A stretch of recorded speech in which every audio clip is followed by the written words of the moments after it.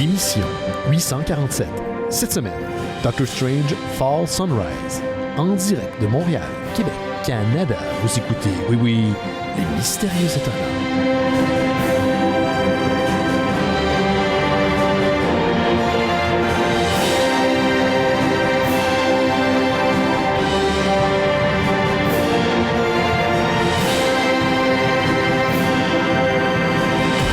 Bonjour à toutes et à tous, vous écoutez Les Mystérieux Étonnants, une émission en balado-diffusion consacrée aux BD et à l'ensemble de la culture populaire. C'est nous autres, ça. C'est ça. Benoît, merci au micro. Et cette semaine, je suis une équipe dont les membres sont assez vus pour assister au retour en force des années 90. Je vous les présente à l'instant.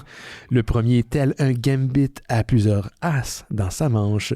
Simon Chénier est avec nous. J'ai plusieurs as? Oh yes! Oh yes! Oh yeah! Ben comme Gambit, hein? Gambit. Gambit, quel as? Quel as? Quel homme? Plusieurs sens. Oui. Des as. Non, je parlais de cartes, bien sûr. Oui, je sais bien. Oui. Je crois que Gambit a eu plusieurs as dans sa vie. Oh! Ma chérie. Hey, c'est juste Simon Chénier, puis moi, mon ami, homme. Il dit ça souvent, hein? Oui, ben, dans les BD, ouais, à place de man. Tu sais, c'est correct, là, traduire puis essayer d'écrire dans une autre langue, mais assurez-vous donc si l'expression, de vérifier si l'expression existe véritablement. Oui, c'est ça. Ouais. C'est pas comme si l'Internet n'existait pas. C'est juste Simon puis moi, pour ce début d'émission, notre ami Laurent Boutin va se joindre à nous, même pas en présentiel, en différé, pas en différé, à distance cette semaine. Simon est à distance également. On est de retour en 2023. Quel plaisir. Mais c'est ça. Il y a des sons de même. Ça fait partie de la game. On s'est réinventé avec la pandémie. On peut combiner les deux, même. Ouais. C'est ça. Mais Simon, si tu permets, pour se réchauffer, pour commencer l'émission, j'ai quand même des messages vocaux. J'en ai 2 laissés par des auditeurs. Fait qu'on pourrait les écouter et répondre. Ils répondent. Ça te tente. Si j'ai une réponse. C'est une réponse. On va commencer avec le premier message de Thierry. Salut les mystérieux. Aujourd'hui, j'ai profité du Free Comic Book Day pour chercher mes comics gratuits et j'en ai profité aussi pour acheter les recommandations que vous avez faites là, dans les dernières semaines. Là. Je me suis procuré Batman Fortnite puis Superman Lost.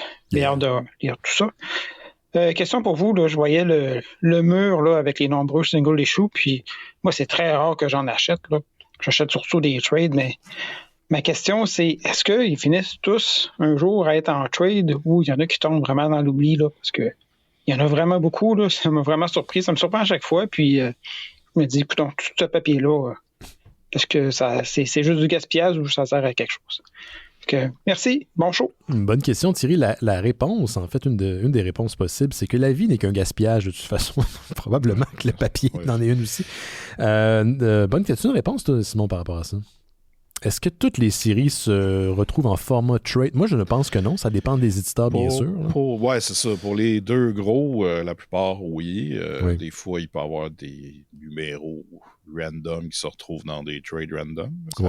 Parce qu'ils ont un lien vague avec une série. Avec la série, mais pas trop. C'est ça. Ouais. Mais pour mettons, Image, j'en ai aucune idée. Pour même les autres. Là. Je pense que Image, la plupart des séries finissent par tomber en trade, puis ils font des éditions comme Pendium, puis l'édition Book, puis ce genre d'éditions-là. Pour ce qui est de Marvel et DC, je vais te retracer, Thierry, moi, ce que je connais, là, du single, il va arriver en premier que DC va faire des hardcovers. Puis après, le softcover va venir beaucoup plus tard. Des fois, on est presque 1 an et demi plus tard après la sortie de la série. Marvel, ça dépend des séries. Il y a des séries qui autrefois sortaient en hardcover, mais je pense qu'ils sont passés presque exclusivement, corrigez-moi si je me trompe, en soft. En tout cas, moi, ceux que j'achète sont en soft. Parce que, par exemple, Spider-Man, qui est une sortie assez régulière, The Amazing Spider-Man, va pas sortir en hardcover version trade avant que ça soit disponible en soft. Donc, ça, c'est une piste de solution. Par contre, des fois, il va y avoir des éditions collection. Est-ce que il y a bien des omnibus. Beaucoup d'omnibus. Plus que des hardcovers maintenant. Absolument. Oui, absolument. Donc, je ne pense pas nécessairement que toutes les séries finissent par aboutir en trade, mais il doit y en avoir quand même beaucoup. Pour ce qui est des indies, des indépendants ou des maisons d'édition un peu plus petites, ça dépend. La semaine passée, on vous parlait de Frank Miller Presents qui avait signé une entente de distribution avec Abrams Comic Arts. pour justement que leurs singles issue soient finalement adaptés en collection, donc en version collector et même en version manga. Auparavant, c'était juste des singles. Donc, voici un exemple de maison d'édition qui n'avait pas de traitement trade paperback ou traitement collector jusqu'à tout récemment. Donc, j'imagine que ça existe encore. Mais c'est vrai qu'il y en a énormément. C'est d'ailleurs un problème, même chez les Européens. Des fois, on flotte le marché, hein? On va un peu noyer le marché, puis dans tout ça, il y a du bon, il y a du mauvais, et le client, si vous voulez, le lectorat, finit par se perdre un peu là-dedans. Puis écoute, je fais un saut, là, ça fait des années qu'on en parle au show, et ça fait longtemps que ça spécule à l'effet que les singles vont finir par disparaître. C'est pas demain la veille, on en parlait il y a déjà presque 15 ans de ça, mais c'est sûr que je crois que les gens qui suivent les singles sont une vieille garde. C'est des gens qui ont été habitués avec le format. Moi, je n'achète plus de single issue parce que je trouve pas que c'est commode, et je trouve que c'est beaucoup plus dispendieux que si on était pour acheter des trades ou des versions collector. Je sais que c'est pas ta question, mais c'est la réponse que j'ai pour toi. Je ne sais pas. En fait, c'est une très bonne question. S'il y a des gens à la maison qui le savent, vous pouvez répondre à Thierry ou à nous par SpeakPipe, justement, puis on va pouvoir y répondre comme ça. Je pense que les singles sont peut-être plus consommés en numérique. Peut-être. Pour ceux qui suivent les sorties à chaque semaine. À chaque mois aussi. C'est mon cas. Là, fait que... Ouais, sur l'app. Toi, t'as quelle app t'as installé sur ton téléphone ou sur ta tablette? Là, t'as-tu Marvel? J'en ai une légale. Ouais. Oui, je suis sûr. Oui. Ben, pour ceux qui, comme Simon, ont des apps légales, il y a Marvel DC. Là. Marvel DC, les principales. Je pense pas que Dark Horse, est-ce que Dark Horse a son app? Je pense pas. Non, mais il doit avoir une version mixologie. Ouais. Tout. Je sais plus si ça existe encore. Ouais, ça existe encore, mais c'est devenu le bordel. Là. Ils ont comme mis la hache là-dedans, puis il y a bien eu des plaintes. C'est comme quoi quand tu possèdes pas physiquement ton produit, tu le possèdes pas vraiment non plus. Là. Ouais, mais je sais qu'il y a des gens qui étaient abonnés qui ont eu beaucoup de critiques par rapport à ça. Là. On avait parlé, mais je me souviens pas nécessairement des détails. Là. C'est Amazon qui avait racheté Comicology, puis ça a pris un bout de temps, puis il y a eu plein de problèmes par rapport à ça. Pardon. Mais j'imagine, pour te répondre, Thierry, que la plupart se retrouvent en série collectionnée en trade, mais pas nécessairement tous. Ce n'est pas un équivalent. Ça doit dépendre des ventes aussi. C'est comme ça que je vais te répondre. Merci Thierry pour le message. On va maintenant aller au message de Steven. Salut les mystérieux. Je viens d'écouter la série documentaire sur Dans une galaxie près de chez vous qui vient de sortir sur Crave. Et puis ça m'a rappelé qu'il y a quelques années, il y avait eu une annonce à propos d'une bande dessinée de Dans une galaxie près de chez vous. Puis à ma connaissance, c'est jamais sorti. Donc je me demandais si vous aviez des nouvelles à propos du projet. Savoir si ça a été abandonné ou si c'est toujours en cours.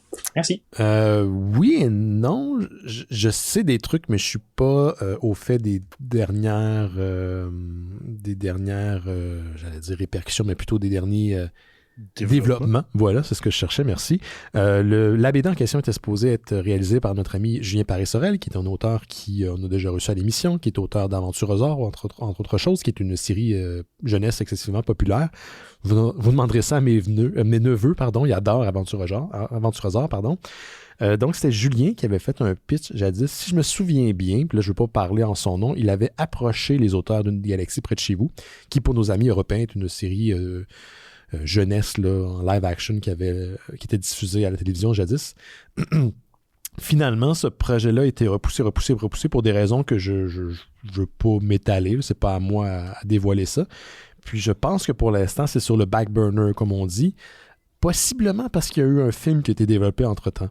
Mais encore une fois, ne me citez pas. Je pense que, Steven, je vais répondre à ta question en disant pose-la à notre ami Julien Paris-Sorel, qui est disponible en ligne. Là. Il y a un compte Facebook d'auteur et également sur Instagram. Lui, il va pouvoir mieux te répondre. Je ne vais pas répondre en son nom, mais je sais que dans le temps, c'est comme ça que ça avait été repoussé et que je crois que le film avait un peu interféré dans tout ça.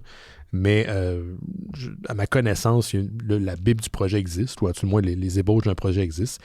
Mais c'est sûr que ce serait le fun de voir éventuellement un retour de cette franchise-là en bande dessinée. Les sketchs que Julien avait dévoilés étaient, ma foi, sans sas. Puis je sais que cette série-là fait énormément de fans. Moi, je l'ai vu dans le temps. J'avais interviewé un des auteurs pas un des auteurs, pardon, mais un des acteurs de la série pour un Comic-Con, puis Didier Lucien. Et ça avait énormément réagi. Écoute, c'est comme si on avait reçu un acteur de Star Trek au Comic-Con. Puis lui-même, il avait l'air assez surpris.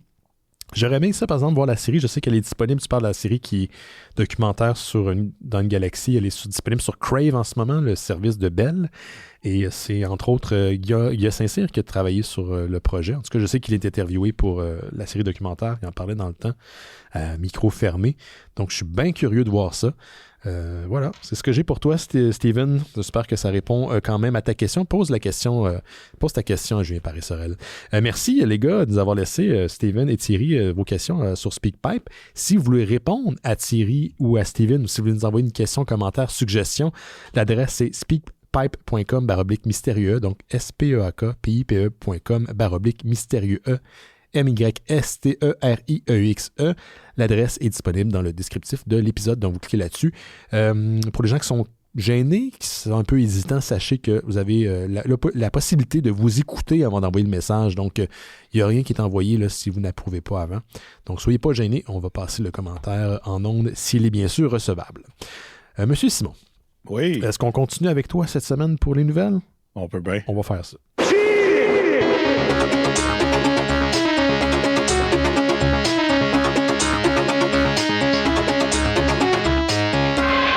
Ah, c'est cher X-Men. Je disais à Simon avant l'émission que je suis à jour maintenant pour la série X-Men 97. Mm-hmm. Tabarnak que c'est bon, man. Ben ouais. Ah, c'est que c'est bon, man. C'est bon, man. Ça n'a pas rapport. Ouais, non, je sais que j'ai réussi à convaincre une couple de monde là, de l'écouter. Il y a Jake qui m'en a parlé aussi. Ouais. Puis, je pense que tout le monde est comme... Ouais, non, c'est vraiment excellent. Mais c'est incroyable que ce projet-là, à notre époque, existe. Tu comprends-tu? Tu sais, je veux dire, moi, je vais avoir 43, toi, t'as 42, on est des vieux monsieur qui ont connu les années 90, que ce projet-là existe et qu'il est destiné en grande partie à nous est quand même assez incroyable. Puis qu'il est bon. Puis il est très bon, très, très bon. Tu sais, je pensais à ça, dans les dernières années, il y a eu beaucoup de suites plusieurs années plus tard au cinéma ou ailleurs. Ouais. Je pense que celle-là, c'est la meilleure. En termes de Nostalgia Project, je suis d'accord. Ouais, c'est ça. Tu compares, mettons, le nouveau Ghostbusters, le Bill et Ted 3. Je veux dire, c'est large. Là. Il y en a vraiment beaucoup. Mais il n'y en a pas un qui est excitant comme ça puis qui pousse la narrative encore plus loin. Puis, en tout cas, de ce que j'ai écouté. Là. Pour l'instant, il en reste 2, je crois. Il y a 8 épisodes qui sont sortis. Il y en a 10 au total pour la saison 1. Ouais. J'ai contacté notre ami Cliff Caporale du Comic-Con de Montréal, directeur de la programmation, puis j'ai dit, Cliff, écoute, quand ça va être fini, il va falloir que tu viennes puis que tu en parles avec nous autres parce que ça va être le sujet d'une semaine, c'est sûr. Là, on n'aura pas le choix. Là. On va être excités comme ça, pas de bon sens. J'en parlais avec Simon avant l'émission. J'ai l'impression de vivre l'excitation que j'avais quand j'allais voir un Marvel jadis, un genre de Civil War, puis je m'attendais à voir Spider-Man ou un Infinity War ou un genre de Endgame. Puis oh mon Dieu, ça va être malade. Puis ça l'est. C'est vraiment ça. Hein. C'est vraiment, ils ont poussé le médium très loin. Les histoires sont bonnes, l'animation est très cool. Puis écoute, cet univers-là est incroyable. Tout à fait incroyable. Ben oui. C'est comme ça que j'ai l'impression que ton fixe en ce moment, c'est pas les années 90 en BD qui te font allumer ben dans tes lectures. Non, là, puis ce qui est drôle, c'est que ce qui se passe dans le cartoon présentement, je viens de lire un peu ça dans les BD, je n'ai parlé, Opération Zéro Tolérance. Il y a 2 semaines. Spoiler, il en parle un peu. Il y a le Bastion, qui est le Big Bad de la saison, si on veut. Ouais. Mais c'est tellement meilleur dans le cartoon. Mais parce que l'autre histoire dans la BD, tu sais, les X-Men sont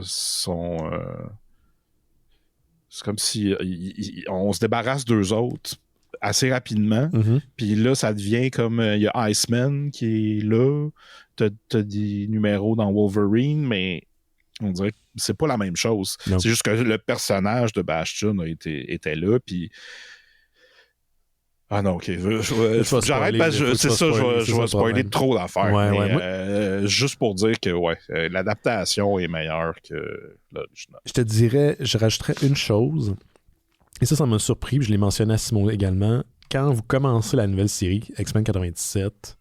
Au début, c'est un sériel classique comme on a été habitué dans les années 90. Okay? Comme la même formule. Mais tranquillement, ça se transforme en une série qui est liée chacun des épisodes est pratiquement lié, l'extension de l'autre. Ouais. Ça reste un Monster of the Week, mais c'est une grande tapisserie. C'est comme une grosse grande histoire. Le seul lien que je préfère pour les gens qui ont connu Star Trek, Space Nine, c'est cette formule-là. Une formule où chaque épisode est son propre chapitre, mais qui s'emboîtent un dans l'autre. Et ma foi, il y a des épisodes tabarnak. OK, on est rendu là en termes de narrative. Il y a un moment, sans spoiler encore une fois, puis je pense que je l'ai dit à Simon aussi, où les X-Men sont autour de leur table dans le X-Mansion, puis il y a une toune genre futuriste qui embarque. Puis, en tout cas, il y a un personnage qui est là. Puis, mon Dieu, c'est la trame sonore d'un film, cette affaire-là. Qu'est-ce que je suis en train d'écouter? C'est vraiment un beau projet. Je suis vraiment content qu'il y ait une deuxième saison, à tout de moins, puis peut-être éventuellement plus. Mais pour l'instant, il y en a d'autres confirmés. Mm-hmm. Mais là, je suis rembarqué sur ta nouvelle. De quoi tu voulais parler? Ben, je parle pas des X-Men, puis je ramène une vieille affaire. Je sors une vieille affaire des Boulamites. Voici les Blu-ray de la semaine. Oui, les bons vieux Blu-ray. Ouais. En fait, pour être très honnête avec toi, j'en ai 2 parce que les autres que j'avais écrits, j'en avais déjà parlé. Des fois, les dates de sortie fuck, là, mais bon. Ouais. Là, je vais te parler de 2 qui sortent sous la compagnie qui s'appelle MVD Visual dans leur Retro Collection. Oh. Retro Collection, c'est qui... Pendant un bout, ils refaisaient l'art avec des petits stickers de VHS, là, puis tu sais, ils maganaient ça, pour te donner un petit look vintage. Ouais. Jake Style, tu sais, genre, mais les scratchs, là. Ouais, ouais, c'est ça. Puis là, je vais vous parler. Le premier, c'est le film Joystick de 1983. Sur la cover, on voit 2 filles de dos jouer à un arcade, puis il y a un genre de perv dans le bas de l'arcade qui check les 2 filles. Bon, tout ça est un beau dessin. Puis, ouais, donc voici un Google Translate. Et là, je dirais que... Ça s'améliore, hein, la technologie? Ben, l'affaire, c'est ça. C'est que là, c'est plus vraiment relevant que je fasse des Google Translate parce que c'est correct, là. Mais... Tu pourrais les traduire en japonais avant puis les retraduire en français. Ouais.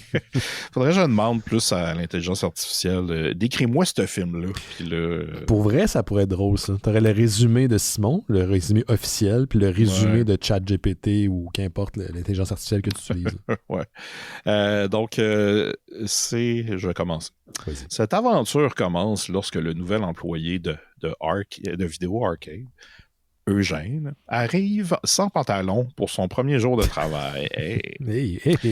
L'idole adolescente Jeff, qui dirige la salle d'arcade, et Dorfus, le toxicomane négligé des jeux vidéo, décident de se venger des vives Alva et Lola pour avoir trompé Eugène pour lui faire sortir son pantalon avec un jeu... OK, là, écoute, finalement Simon, tu dis la boîte, là, parce que moi, en ce moment, je comprends pas du tout ce que tu dis.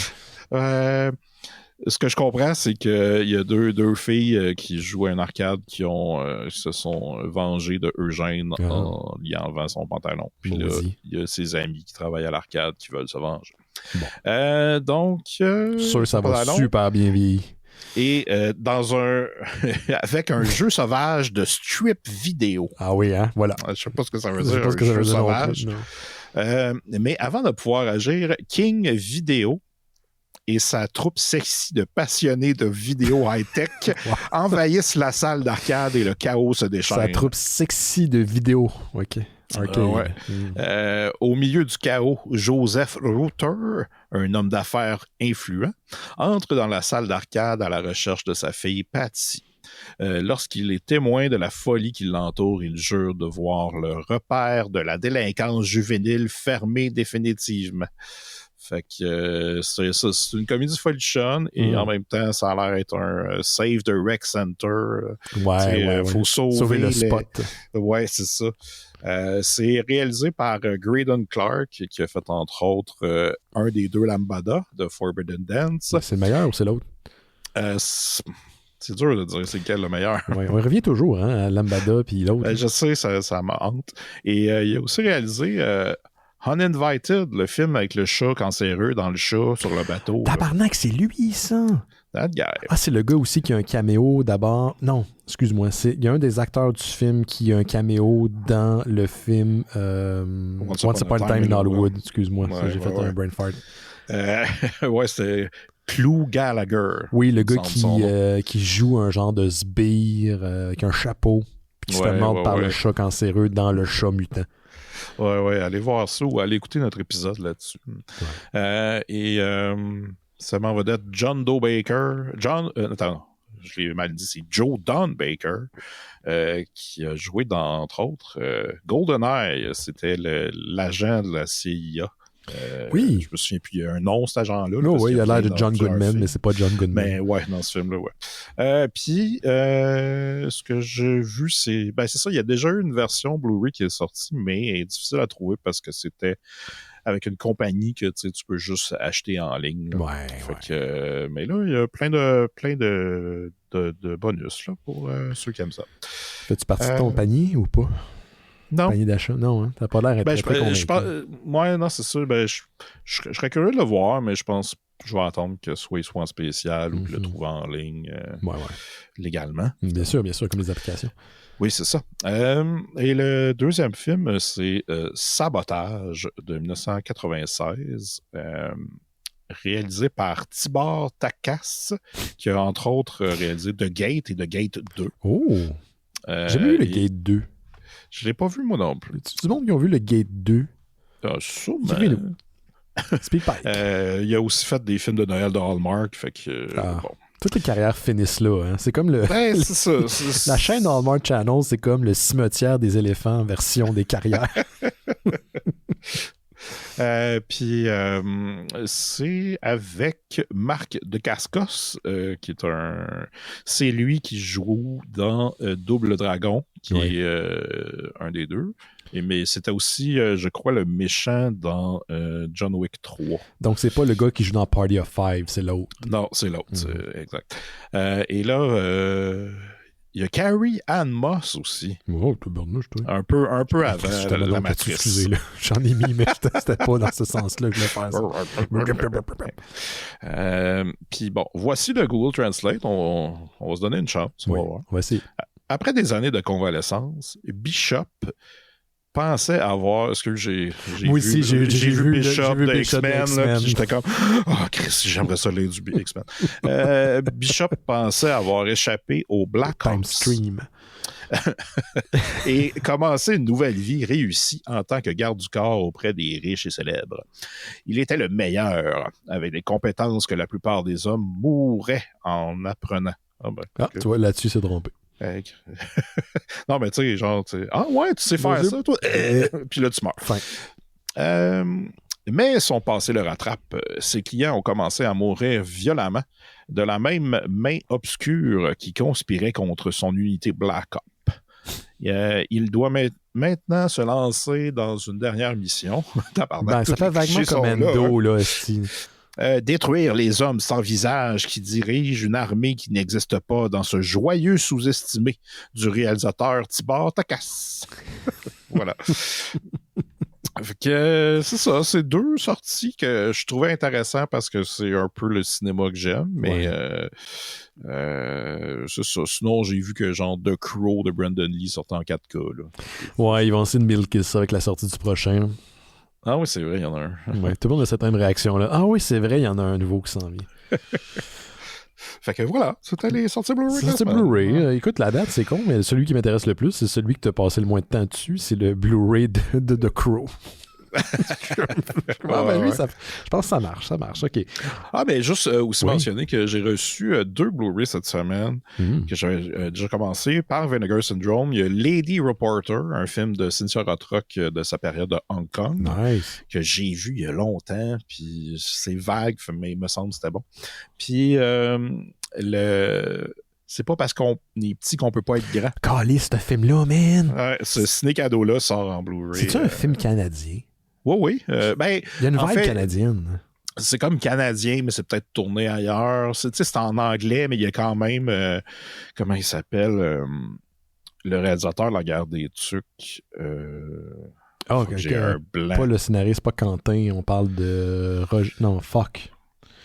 Aïe, man, va falloir googler ça là, pour vrai. Voyons, Simon! Petit cerveau de merde. Tout, absolument, c'est toi qui a des bonnes... Là, tout le monde nous gueule le nom. Puis, attends, là, la guerre, des trucs... J'ai essayé d'écouter un podcast quand t'entends le gars comme pianoter en plus, ça m'énerve. Ouais.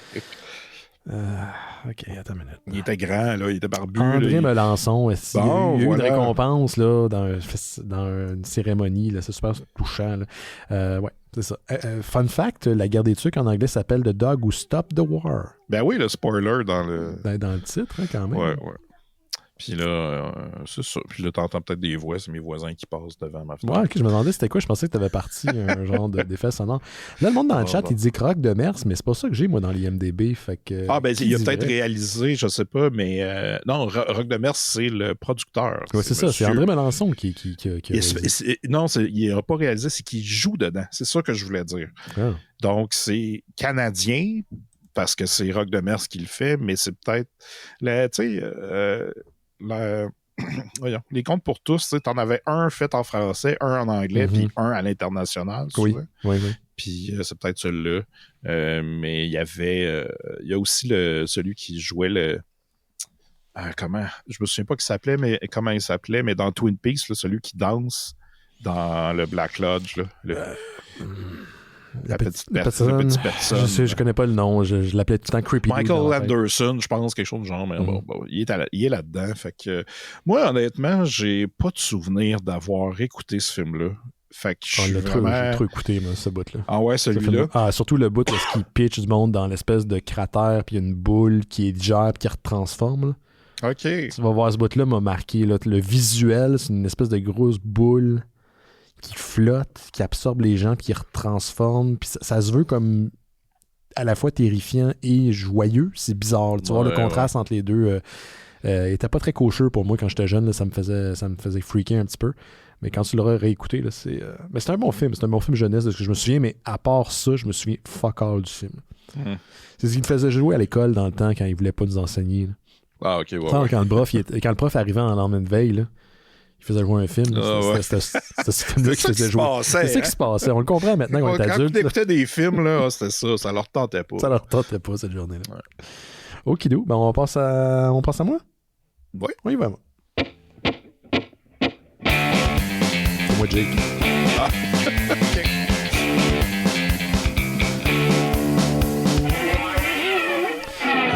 Hey, Simon, tu te souviens-tu de l'épisode 227? Hein? Oui. Oui. De quoi on a parlé à l'épisode 227? Sûrement une bande dessinée. Oui, t'as une très bonne mémoire. Écoute, l'épisode J'ai pris une chance. T'as pris une chance, mais t'as tombé dessus. Disons que les chances étaient de ton côté, les stats étaient de ton côté. L'épisode 827, on a parlé d'une bande dessinée de Chip Zdarsky qui s'appelle Public Domain. Je sais pas si t'étais là cette semaine-là, mais ceux qui étaient présents à l'émission... OK, 800, t'as dit 800 quoi? 27. Ah, j'avais compris 227. Okay, oui, je me souviens de Public Domain. Bon, mais je pense qu'on l'avait tous bien apprécié. C'est une bande dessinée dans laquelle tu as un auteur d'un personnage qui est devenu excessivement populaire au cinéma.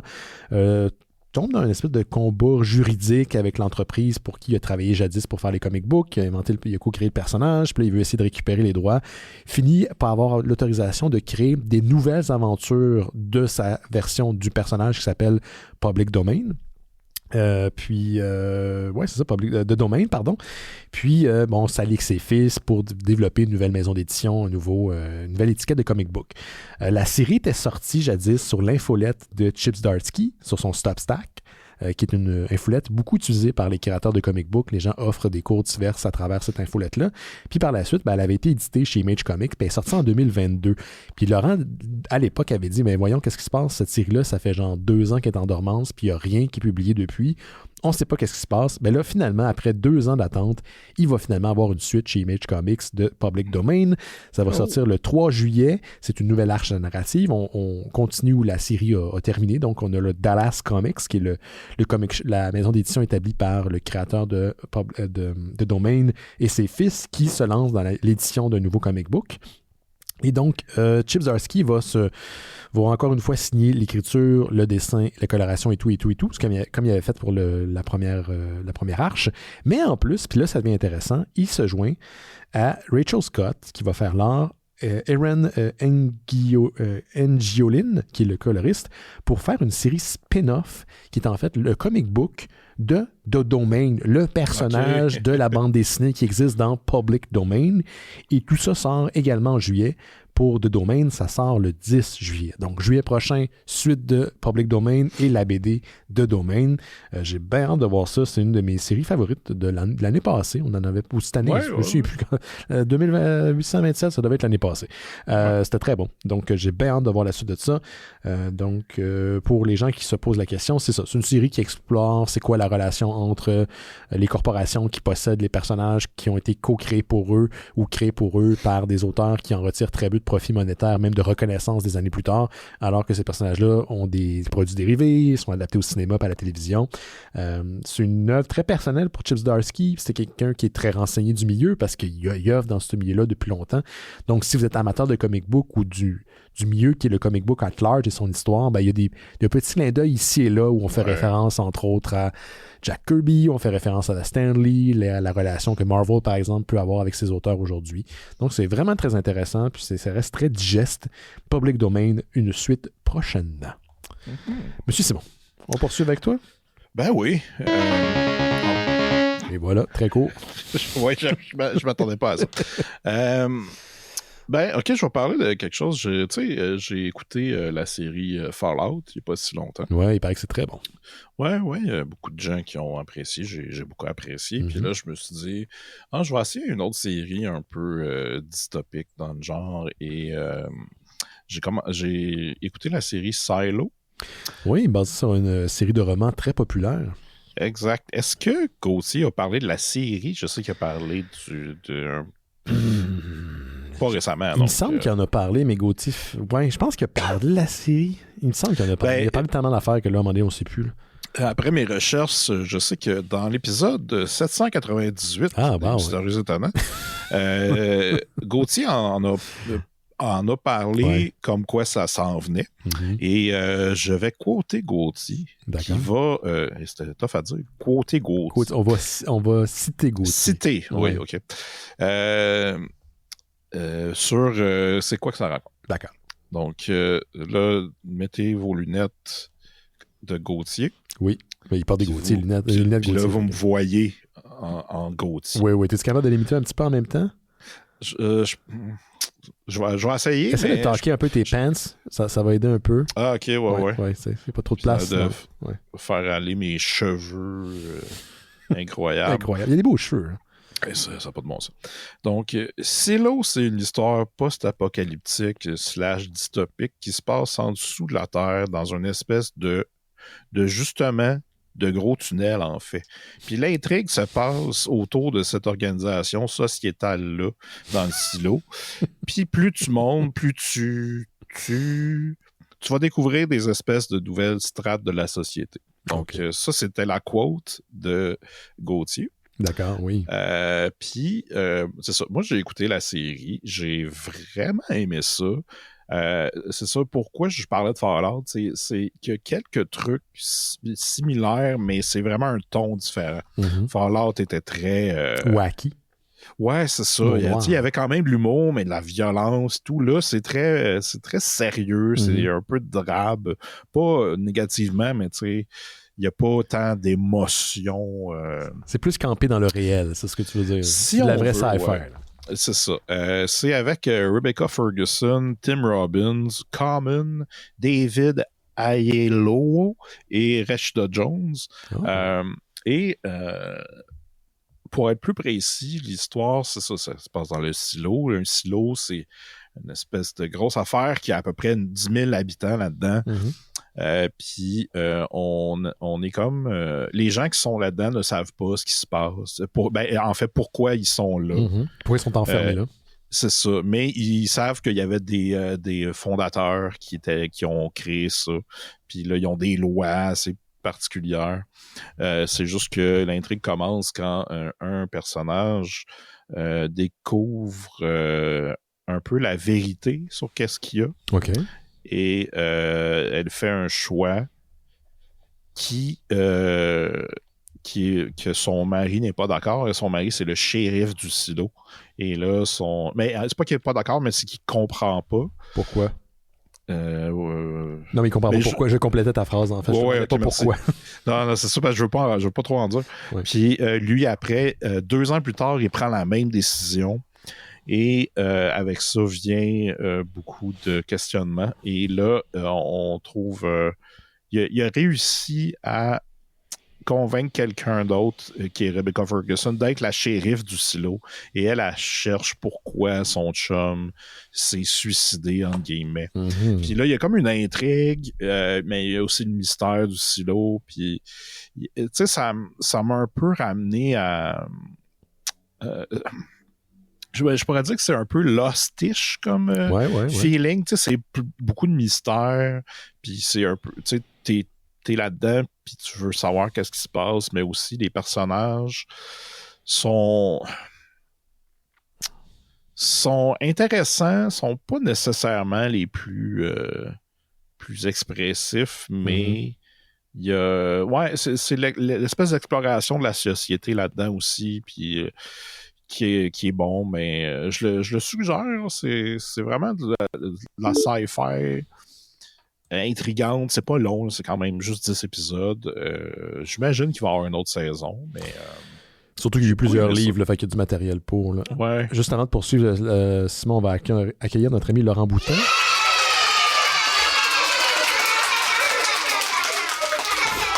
Salut. Hello, salut Laurent. Tu tousses, mon Laurent? Ça va? Oui. Ouais, j'ai un problème de chat dans la gorge depuis quelques jours. Bon. Ben, merci de penser à Pas alarmant, mais néanmoins gossant. Ouais. Je me suis dit, je vais tousser chez Ben. Ouais. Ben, c'est pas le dernier de ses soucis. La semaine passée, j'ai trouvé une souris dans une des trappes, finalement, plusieurs semaines plus tard. Ouais, gros fun. Je dis ça comme je le savais pas. Ouais, non, tu l'as vu, toi. Je te l'ai envoyé. Je sais, t'es tellement cute. Ben, elle était jolie, là, mais elle peut crisser son camp aussi. Là. Je veux pas elle pis ses amis dans mon appart. Surtout qu'elle est accompagnée d'une petite poupe avec à côté. Fait que ça crotte. D'après moi, ma théorie, c'est que c'est comme le petit pousset pour les souris, c'est que ça crotte pour retrouver son chemin. Ça peut bien se perdre. Tant qu'à moi, là. Je pense, en tout cas. C'est ce qu'on dit, hein? Chacun sa crotte. Chacun son chemin. Il disait ça, hein? Ouais. Passe à ton voisin. Donc, tu recommandes Silo, Simon? Oui, j'ai vraiment aimé ça. C'est sur Apple TV+. Oui. Yes. Puis c'est sorti l'année passée. Mais ouais, c'est ça. Si vous filez pour... si vous avez vu Fallout puis vous aimez l'histoire des voûtes et des gens à l'intérieur, ben c'est un peu ça, mais sérieux. Je serais pas surpris que Silo a inspiré en partie Fallout. À tout moins cet aspect-là, les voûtes. Peut-être. J'en ai aucune idée. D'accord. Hey, on va poursuivre avec notre ami Laurent Boutin, puisqu'il vient de se joindre à nous, fait que je vais lui céder la parole.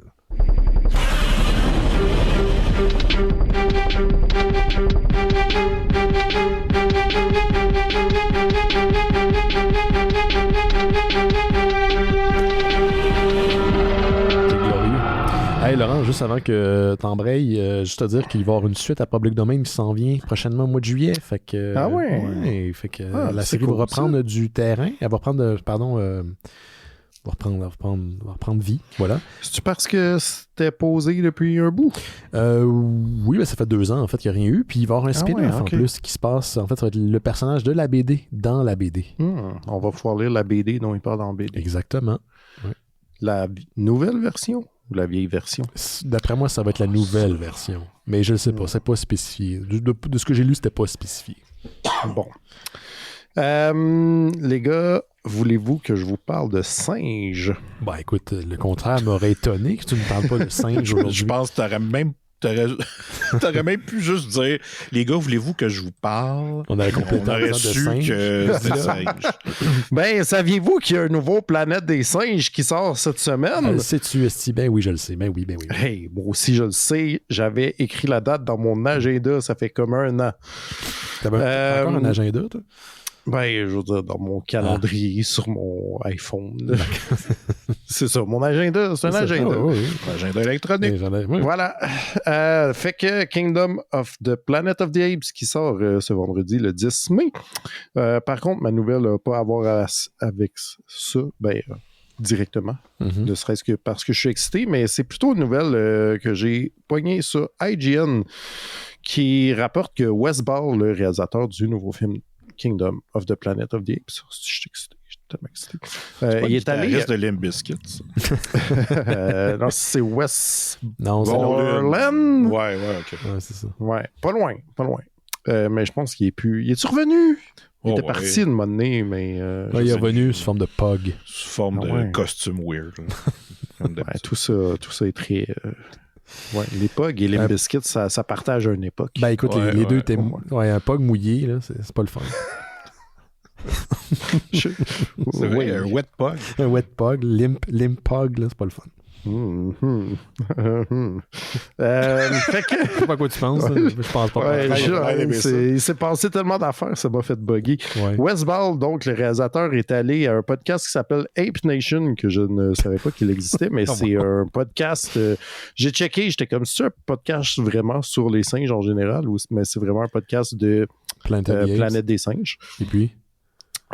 Puis il est allé là, puis il a dit qu'il préparait des bonus pour la version physique du film déjà. Donc ça existe encore. Oui, des versions physiques. Oui, j'en ai parlé tantôt. Il vient d'en parler. Oui, c'est vrai. Il vient d'en parler. Mais il disait qu'il y aurait une version du film en entier, mais avec du raw footage qui serait la version effets spéciaux.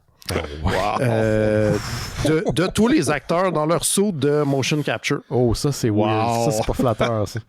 Fait que ça serait vrai, j'imagine là, que j'ai pas checké combien de temps ça dure, mais au moins un bon 2 heures maintenant, les blockbusters, 2h15 probablement, de gens dans des green suits avec probablement des petites balles qu'on va pouvoir checker pendant l'entièreté du film, avec un commentaire du réalisateur Wes Ball. Par curiosité, c'est intéressant. Mais honnêtement, je suis comme, c'est probablement effectivement très loufoque, mais je trouve que c'est vraiment un behind the scenes original. On dirait du trolling. Je peux pas croire qu'il va faire ça pour vrai. Là. Ouais, mais en même temps, c'est un bonus, c'est pas. Je pensais que dans ma tête, c'est le film au complet qu'il allait mettre de même. Là. Non, mais je pense qu'il va y avoir le film au. Mais en tout cas, la nouvelle que j'ai vue, il disait ça avait l'air d'être le film au complet. Je sais pas si après ça sera des scènes choisies. Plutôt, il y a quelqu'un au studio qui va faire comme non. On va-tu faire un deuxième disque juste pour ça? Je sais pas, là. Mais en même temps, tu sais, c'est vrai que tous ces acteurs-là sont très oubliés derrière tous ces effets spéciaux. À part Andy Serkis, il n'y a pas personne, on sait pas c'est quoi les autres. Là. Oui, puis je veux dire, nous, on le sait parce que c'est l'ensemble de la culture populaire. Mais tu sais, les gens... normaux. C'est pas tous les gens qui savent. Ils pensent que c'est des singes. Oui. C'est comme le journaliste qui avait demandé au réalisateur de Gravity, c'était comment filmer dans l'espace. Oui, c'est vrai. Ça. Ouais, à sa défense, c'était bien fait. C'est parce que ça avait vraiment l'air de... C'était bien réalisé. Il avait bien fait ça, tu sais. Ouais. Fait que je suis quand même curieux. Je sais pas si c'est quelque chose que je regarderais au complet, mais oui, c'est ça que tu vas faire. Arrête donc. Arrête de mentir à toi. Probablement. C'est sûr. Mais ça va dépendre du film. Mais est-ce que vous autres vous êtes plus au courant peut-être que moi, mais est-ce que ce film-là est une suite aux 3 autres? Ouais, c'est dans le même univers. Ouais, ok. Oui, mais là, on parle de... les 3 premiers, c'est vraiment comme l'histoire de Caesar, l'émancipation puis la chute de l'humanité. Là, on est quand même, spoiler, skippé d'une couple de secondes. Là. Caesar, il meurt à la fin. Oh non. De l'autre, puis là, on est quelque chose comme une couple de générations après, genre. OK. Penses-tu qu'ils vont se rendre au voyage dans le temps ou ils l'ont effacé de cet univers-là? Si je me fie au trailer, tu sais, dans le premier Rise of the Planet of the Apes avec James Franco, il y avait, c'était pas vraiment dans l'histoire, mais quand tu portes attention, il y a, tu sais, des journaux dont dont les pages titres, c'est genre on a envoyé du monde dans l'espace, on a perdu trace de la mission, puis tout. Il y a tout le temps un bout où je suis comme, une monnaie donné, on va avoir, ça sera pas Charlton Heston, mais une monnaie donné, on va se rendre à ce bout-là. Puis là, le trailer laisse penser que c'est ça qu'on arrive. Là. Il va y avoir des humains de nous, notre contemporain de nous, qui vont arriver dans cette société singe plus établie. Mais là, à savoir s'il va avoir l'aspect de voyage temporel. Ouais, de Escape from Planet of the Apes, parce que des singes vont revenir dans les années 70 avec de la musique funky, puis avoir des sous la patte d'éléphant, je sais pas. Je me demande tellement comment ils reviennent, là, je m'en souviens tellement pas. Ouais, c'est bien... En tout cas, moi, c'est mon deuxième préf, je pense. Ah ouais. Après l'original, là, celui-là, je l'aime vraiment beaucoup. Il y a vraiment un autre vibe, là. C'est complètement autre chose. Burn ouais, mais la vibe est... Tu sais, plus comme un hangout movie des années 70. Ouais, c'est ça. Comme de quoi de fun. La trame sonore est incroyable. Ouais, comme très funky, il est dans une vanne, là, puis il fume du pot. Là. Ouais, genre. Il joue aux arcades. Ouais. Avec Sean Penn. Ouais. On va faire du disco boogie. Non, je pensais que s'il fallait choisir entre les deux. Ouais, ça, c'est les CDR qui veulent qu'on choisisse. Ils veulent pas qu'on choisisse, ils veulent déterminer c'est lequel que vous préférez. Ouais. C'est pas pareil. Hein. Je pense que les deux peuvent exister en même temps. Oui. Il y a autant de place pour le disco que le boogie. 50-50%. Écoute, on a eu des crossovers Batman Punisher. Là. On peut mettre disco et bouillant. Ben oui, c'est ça. Puis il y a eu plein de crossovers avec les Planet of the Apes. Là. Il y en a eu avec Green Lantern, avec... tu sais, c'est aussi... Il y en a eu avec Star Trek? Je pense qu'il y en a eu un avec Star Trek également. Ouais. Mais c'est le genre de crossover qui passe sous le radar. Là. Dans ma liste de lecture, à un moment donné, j'avais mis, je crois, Green Lantern, Planet of the Apes crossover. Je suis surpris que Laurent m'a pas demandé qu'on... C'est parce qu'il y a un des deux éléments que c'est DC, là. Ouais, on fera ça. Pour vrai, je suis curieux aussi. On pourrait le faire. Ouais, ça va peut-être te faire consommer. Mais il faut qu'on parle aussi de Jurassic League, où on remplace les personnages de la Justice League par des dinosaures. Ça, c'est immanquable. Mais ça fait partie de la liste à Simon. Fait que je sais que quand il soit là, on que je sois là. C'est ça, exact. Ouais. Parce que c'est une couple de fois qu'on a parlé de BD que tu avais suggéré, mais c'est la semaine que tu n'étais pas là. Hey, vous pouvez, là. Moi, je suis pas regardant. Pas regardant, hein? C'est pas... D'ailleurs, la BD que tu as suggérée pour cette semaine, Laurent, c'est peut-être que Fumi t'a aidé. Hein? C'est pas moi qui l'avais suggéré? Je pense que c'est Simon. Non, je pense que c'est Laurent qui l'a suggéré. Moi, je l'ai mis dans ma liste, mais peut-être que il y a un doublon. Je pense que c'était j'avais lu au moins le premier numéro quand c'était sorti. Fait que je pense que c'était... Ouais, les problèmes commencent pas au premier numéro. En tout cas, merci, Simon. On va spoiler. On en parlera tout à l'heure.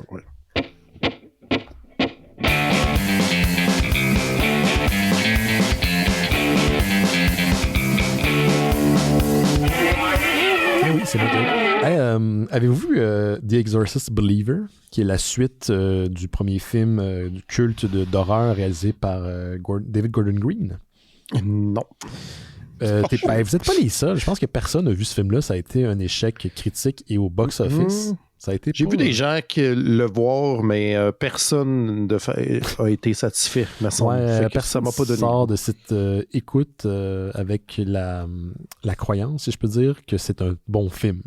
Je ne l'ai pas vu, donc je peux pas juger, mais à date, tout ce qui en ressort, c'est que c'est épouvantable. Ce qui est quand même assez surprenant. Moi, j'étais fan des 3 films de David Gordon Green de Halloween, même si je reconnais les problèmes des deux. Là. On parle de Halloween Kills puis Halloween Ends, mais j'étais bien intrigué de voir ce qu'il allait faire avec The Exorcist Believer, qui était le premier d'une trilogie, en fait, qui allait être mis en place par Universal Pictures et Blumhouse Pictures. Donc là, il y a eu un flop. David Gordon Green ne fait plus partie de ce projet-là, mais il y a quand même 2 autres films qui devraient éventuellement voir le jour. Et là, Universal Pictures et Blumhouse se sont pas dit on va s'asseoir sur nos mains et on fera rien avec ça. Parce qu'ils ont quand même payé un bon petit 400 millions pour les droits à Morgan Creek, donc à qui ils ont acheté les droits de The Exorcist. Et comme ça n'a pas fonctionné le premier, il en reste 2 pour essayer de renflouer un petit peu les coffres. Donc en ce moment, si on en croit Deadline, Blumhouse Pictures et Universal sont en pourparlers avec le réalisateur et scénariste Mike Flanagan, qui est un réalisateur d'horreur, qu'on a justement parlé à l'émission, qui est un très bon réal. Donc... qui, si tout va bien, va être à la tête des 2 prochains films parce qu'il y aura éventuellement 2 prochains films si tout va bien. Donc, Mike Flanagan devra opter un peu une approche créative pour combiner tout ça, faire rendre ça un peu plus concis, mais éventuellement, il y aura une suite à The Exorcist Believer. Il en reste au moins 2. Donc, ça, c'est ma petite nouvelle showbiz, mais je vais la combiner. Oui, qu'est-ce que tu allais dire? Ben là, si mettons, le 2, il fait un flop aussi, ben là, ils vont le faire pareil parce que... Ben, je sais pas, le rendu là, que je suis pas dans un ego. Peut-être parce qu'ils ont un ego aussi, je sais pas, quoique je serais surpris que Mike Flanagan, que ça flop, là, c'est quand même un bon nom. Là. Ouais. Étrangement, je pense que le projet de lui que j'ai le moins aimé, quoique j'ai pas trouvé ça dégueulasse, c'est le film de Dr. Sleep, qui se voulait la suite de Shining. Okay. C'est bien, surtout la version longue est un peu plus concise, mais c'est pas un réal qui habituellement est qui floppe, là, qui l'échappe. Bon, tout ça pour dire que je voulais comme combiner ça une nouvelle liée aux jeux vidéo, parce qu'il y a eu une entrevue avec GameIndustries.biz avec un certain Dan Ayoud, qui est à la tête du développement et produits digital pour Hasbro Wizard of the Coast. Puis dans l'entrevue, il a dit, on est en train d'investir $1 million sur des projets de développement de jeux vidéo. Et un de ces projets, c'est un jeu vidéo basé sur le personnage de Snake Eyes, de G.I. Joe, quand même. Ça va être développé par Atomic Arcade, qui est une compagnie, un studio je pense que c'est de la Virginie du Nord, ou quelque chose comme ça. Et qui est dirigé par un certain Ames Christian, qui est directeur créatif du studio, mais également dirigeant du studio. Il a été déjà directeur créatif pour la série Batman Arkham, donc les 3 jeux excessivement populaires de Rocksteady. Donc, je te dirais que c'est en de bonnes mains. Je suis curieux de la façon que Dan Ayoub en parlait. Il décrivait ça comme « Not your father, Snake Eyes ». Donc, j'imagine que ça risque d'être assez violent, qu'importe ce que ça veut dire, mais je suis peut-être qu'il va être gentil. Intrigué. Peut-être qu'il va parler. Il va parler, c'est ça. Ils vont faire un contre-casting. Il va être un peu à la manière d'un Deadpool constamment en train de faire des commentaires smart-ass. Ah ouais. C'est ce que les gens veulent. Donc, voilà pour Universal, Blumhouse Pictures et éventuellement une adaptation jeu vidéo de Snake Eyes, personnage de G.I. Joe. C'est Simon qui ne reconnaissait pas son jingle. Non, c'est quoi ça? C'est celui qu'on utilise moins souvent. Écoutez, là, je suis rendu au point où je vais vous parler des films que j'ai écoutés dans les dernières semaines. Il y en a 3, j'en ai choisi 3. 3 bons, right? Oui, c'est ça. 3 très bons films. Le premier, c'est le film Parole Violators de 1994, donc ceux qui ne respectent pas leurs conditions de mise en liberté, de remise en liberté après la prison. C'est réalisé par Patrick G. Donahue et ça met en vedette son frère, Sean P. Donahue. Et Sean P. Donahue joue un animateur télé qui s'appelle Miles Long. Oui, on l'a compris. Oui. Mais Gauthier n'est pas là, il n'y a pas de joke à faire. Ah, OK. Puis, c'est un animateur d'une émission qui... tu sais, ça existait un peu dans les années 90, les genres de hard copy ou... pas Cops, là, mais tu sais, America's Most Wanted, là. Hard Copy, les trucs genre Night, Dateline, ce genre d'affaires-là. Là. C'est ça. Tu sais, c'est que là, il met son émission qui s'appelle Payroll Violators, mais à la lumière des gens qui, justement, ne respectent pas leurs conditions de remise en liberté. Mais en plus, c'est un ancien policier qui, dans le show de télé, il y a quelqu'un qui filme les criminels qui sortent de prison puis qui vont faire un autre crime, et c'est lui qui filme et qui se met une cagoule et qui va les arrêter. Fait qu'en plus d'être un ancien policier, animateur, c'est aussi un vigilant. Oui, multitask. Ouais. Puis là, ça va bien, sa vie, à un moment donné. Son show, il fonctionne, puis tout. Puis là, il sort avec une policière. Dude, c'est un YouTuber, ce que tu viens de décrire. Juste, excuse-moi, je viens d'avoir un flash, là. C'est un YouTuber. Ouais, puis il sort avec une policière. Et là, à un moment donné, il y a un des criminels que lui, quand il était policier, a mis derrière les barreaux. Et ce criminel-là, qui est un genre de tu sais, il est déguisé comme un leader de gang latino de LA. Là, très stéréotypé avec le petit truc pour les cheveux, là, puis le kit. C'est ça. Ouais. Sauf que ses crimes, c'est de tuer des enfants. Fait que c'est comme, OK. Puis là, il sort de prison, puis notre héros dit, ben là, ça n'a pas de bon sens qu'il sort de prison, mais ça fait 5 ans, il a fait sa peine, puis là, il sort. Mais évidemment, il sort, puis il décide tout de suite de s'en reprendre à des enfants. Fait que notre héros, il décide de, justement, s'en mêler. Et à un moment donné, il réussit à empêcher un kidnapping d'un enfant, puis là, notre méchant décide de kidnapper l'enfant de sa blonde policière. Et wow. Et là, les deux, l'animateur Miles Long et sa blonde policière vont aller se battre contre le méchant et sa gang. Et ça finit avec une espèce de grosse scène d'action qui n'a pas de bon sens dans un entrepôt où nos deux héros arrêtent pas de gonner plein de monde qui respawn sans arrêt. Puis, comme il se doit. Ouais. Je dis respawn, mais c'est plus parce que tu vois une gang, puis là, ils sont genre 4, mais finalement, ils tuent genre une vingtaine de personnes. Fait que, c'est les mêmes gars qui rappent. Puis il y a une belle scène où notre héros se pitch en bas d'une fenêtre en tirant du gun. Mais ce qui me fait rire dans ce film-là, surtout, c'est que tout le long du film, il se fait massacrer, il se fait donner des coups tout le temps, puis c'est réalisé par son frère. Fait que je sais pas si, genre, son frère avait un fétiche de « j'haïs tellement mon jeune frère que je veux y péter la gueule pendant 1h30 ». Mais c'est une relation de frère, là. De genre, c'est ça. Il se tapoche de la bataille avec ses propres mains. Pourquoi tu te frappes?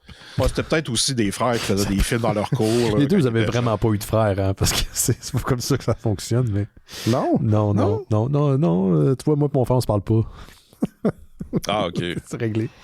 Écoute donc. Oui, mais là, quand vous étiez petit, vous tapochiez. Oui, non, ça, on se tapochait en estival. Bon, voilà. C'est ça. Ouais. Eux autres sont encore petits dans la tête. Le prochain film, c'est le film... Attends, on va-tu laisser passer ça, là? Mais non, mais j'osais pas, là. Non. Des blagues.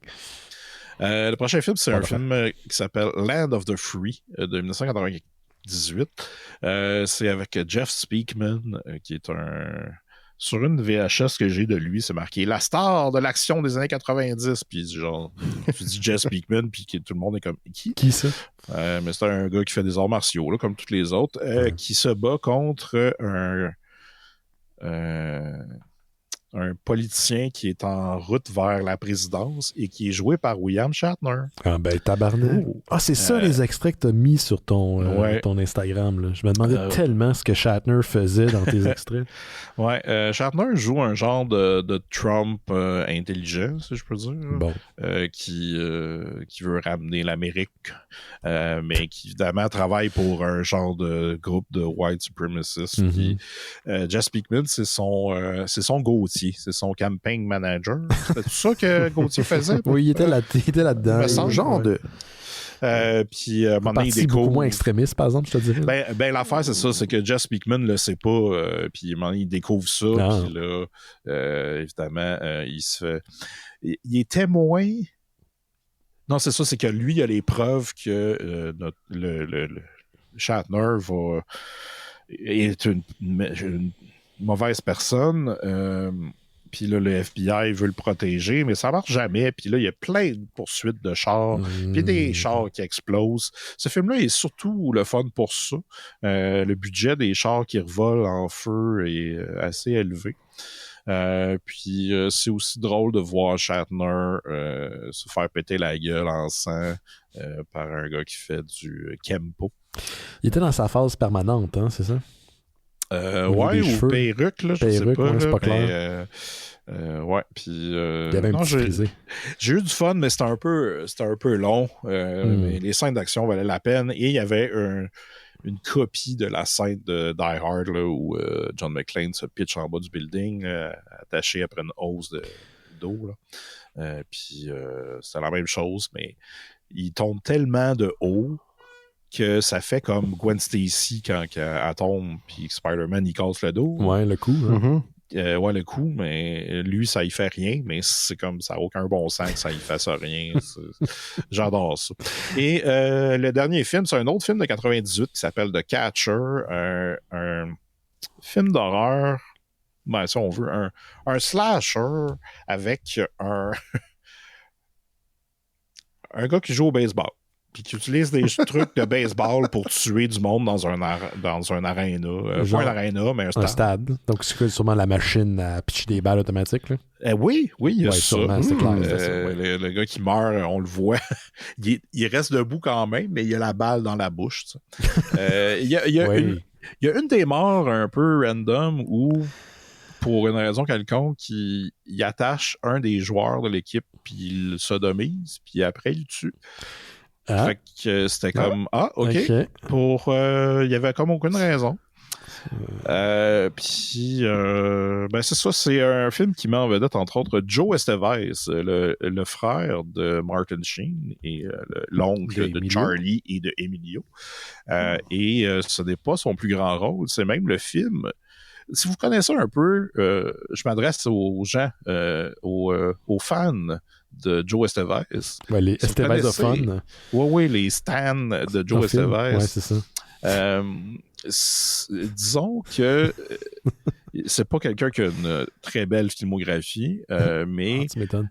Là, il a dit que c'est le film dont il a le plus honte de sa carrière. C'est pas peu dire, ça. C'est ça, c'est un petit gage de qualité pour moi.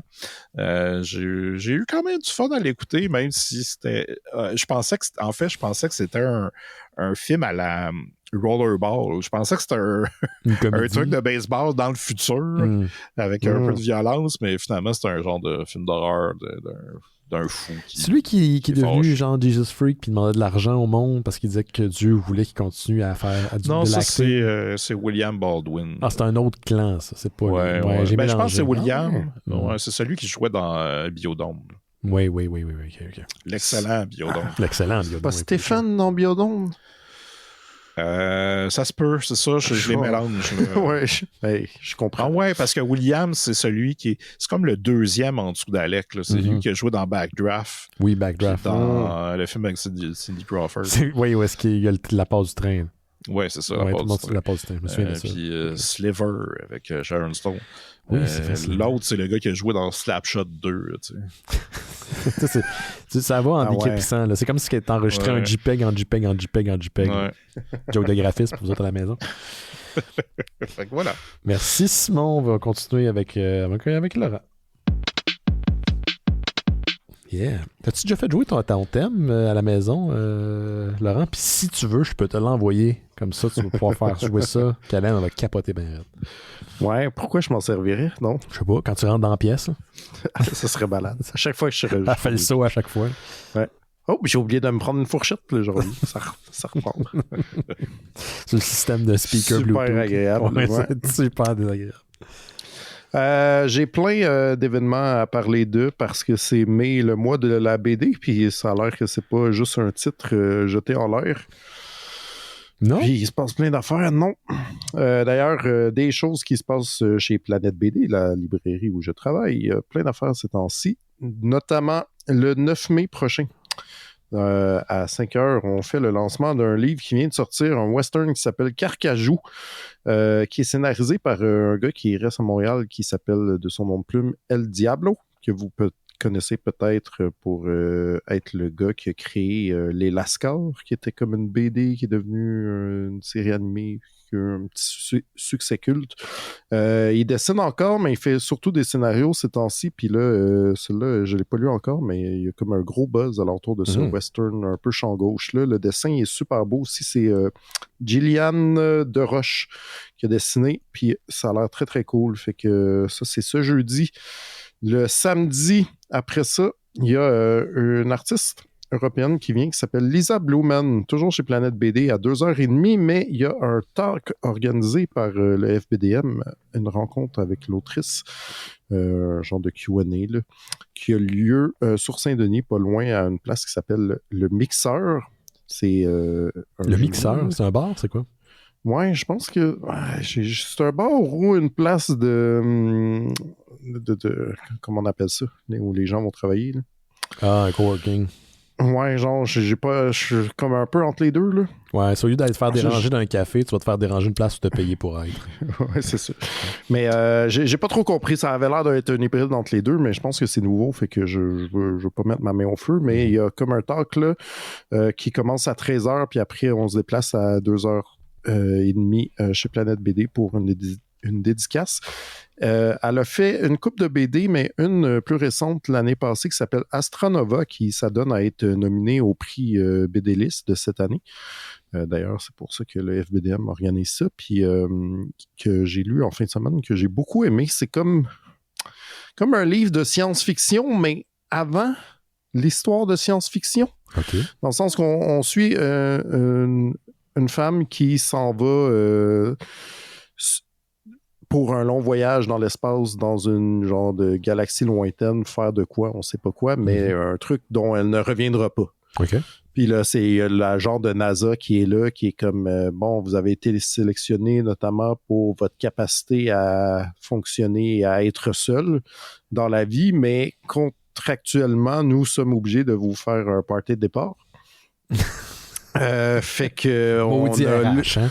Ouais, c'est ça, c'est comme on n'a pas le choix là, fait qu'on a loué cette maison fancy, on a appelé ces gens-là qui s'adonnent à être sa gang de secondaire, mais que personne s'est vu depuis comme 15 ans, genre. Ah, mon cauchemar terrible. Fait que là, c'est genre son party de départ où tout est comme un peu weird et malaisant, puis les gens sont vaguement contents de se revoir, mais pas tant que ça, genre. C'est un bon livre, j'ai vraiment aimé ça. C'est intéressant. C'est-tu drôle? Ouais, pour vrai, j'étais comme, wow, c'est ça. C'est-tu une petite vibe. Non. Non, c'est pas comique, OK. Pas particulièrement. Là. Il y a comme peut-être 2-3 blagues, mais c'est vraiment plus une nostalgie malaisante que comique. Ça ressemble-tu un peu à la BD Conventum ou ça n'a rien à voir? Ah non, moi, ça m'a plus rappelé, mettons, le film Viking de Stéphane Lafleur. Ah, je l'ai pas vu. Mettons, qui est quand même drôle, là, mais qui a une espèce de genre de science-fiction-ish malaisante, genre avec des gens qui, en tout cas, qui fonctionnent mal entre eux autres, là. Mais en tout cas, vous checkerez ça, c'est vraiment cool.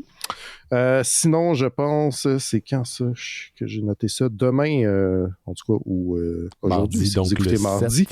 À l'Esplanade Tranquille, ça, c'est la nouvelle place là, qui existe dans le quartier des spectacles en face de la patinoire, où il y avait une cour de garnotte. Ah, ouais. Juste à l'ouest du coin Sainte-Cathe-Saint-Laurent.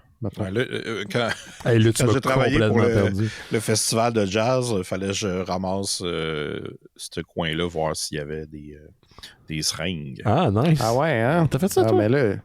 Ouais, je fais ça. Quand t'en trouvais, tu faisais quoi? Tu les mettais dans un bac? Ouais, dans une espèce de cruche. T'avais un genre de petit crochet, là, un genre de une petite pince, là? Ah, mon Dieu, j'aurais capoté faire ça. Oui, quand même. Mais là, en tout cas, ce coin-là, il est plus gentrifié qu'à l'époque, je pense. Oui, comme toute la ville. Voilà, fait que c'est ça. Donc, dans cette esplanade, l'esplanade tranquille, ça s'appelle, c'est demain à 19h. Il y a une table ronde sur l'humour en bande dessinée avec notre ami Samuel Quentin. Ouais, j'ai vu l'invitation, mais j'ai pas trop compris c'était quoi, parce qu'il parlait de la BD White Horse, mais White Horse, ah ouais, mais c'est pas la même chose. C'est pas la même chose? Ouais, c'est vrai. J'ai plus tard, toi. Okay.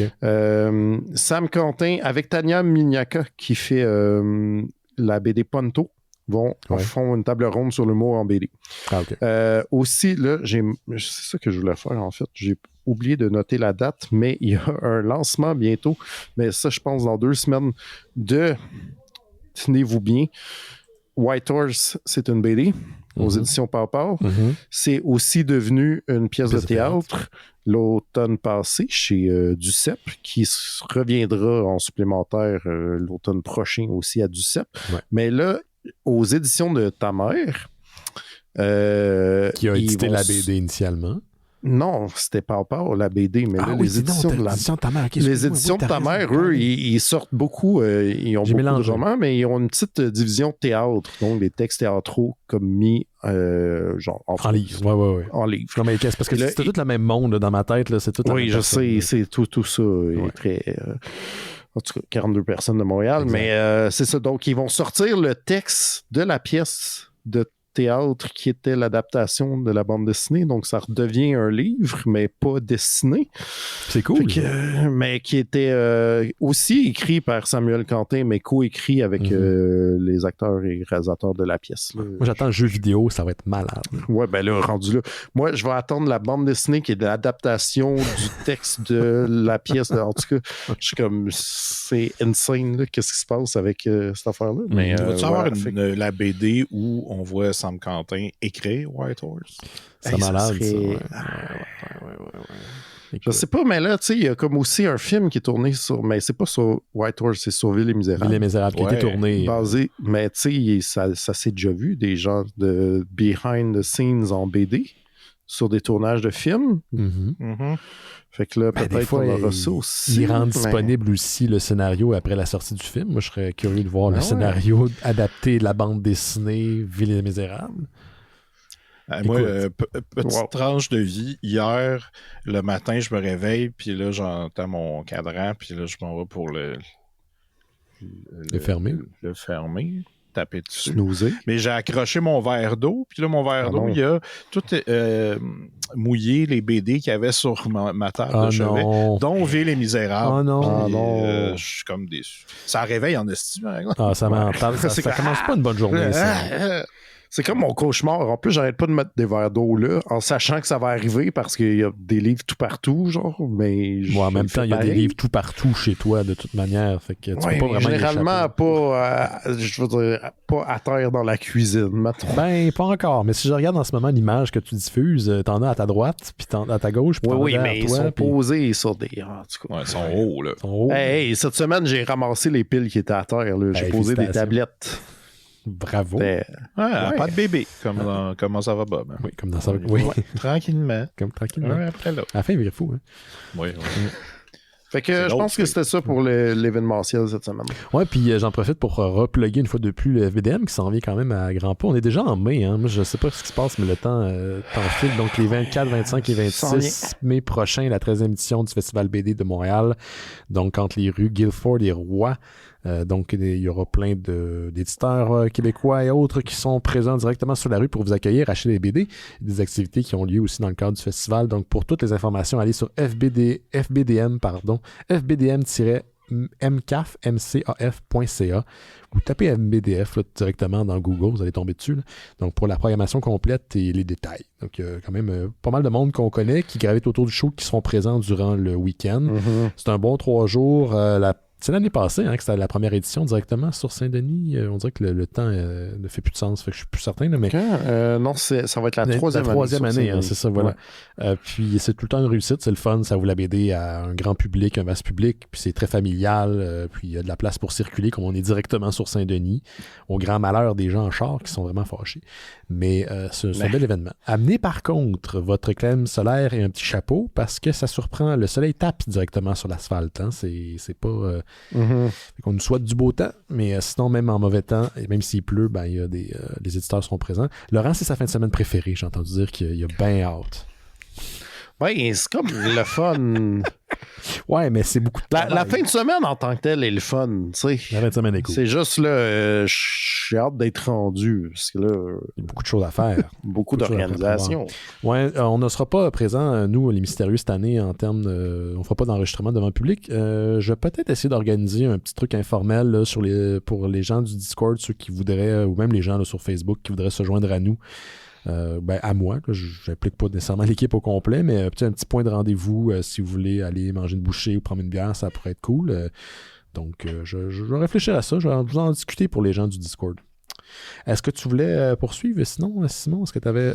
Ou c'est à moi, en fait? Ouais, vas-y donc. Je vais y aller sans thème parce que de toute façon, ma nouvelle n'est pas enivrante, mais j'ai l'impression qu'il fallait que j'en parle parce que c'est quand même gros puis important. Puis comme on traite de l'ensemble de la culture populaire à l'émission, ça va toucher une bonne partie de la culture dont on parle souvent.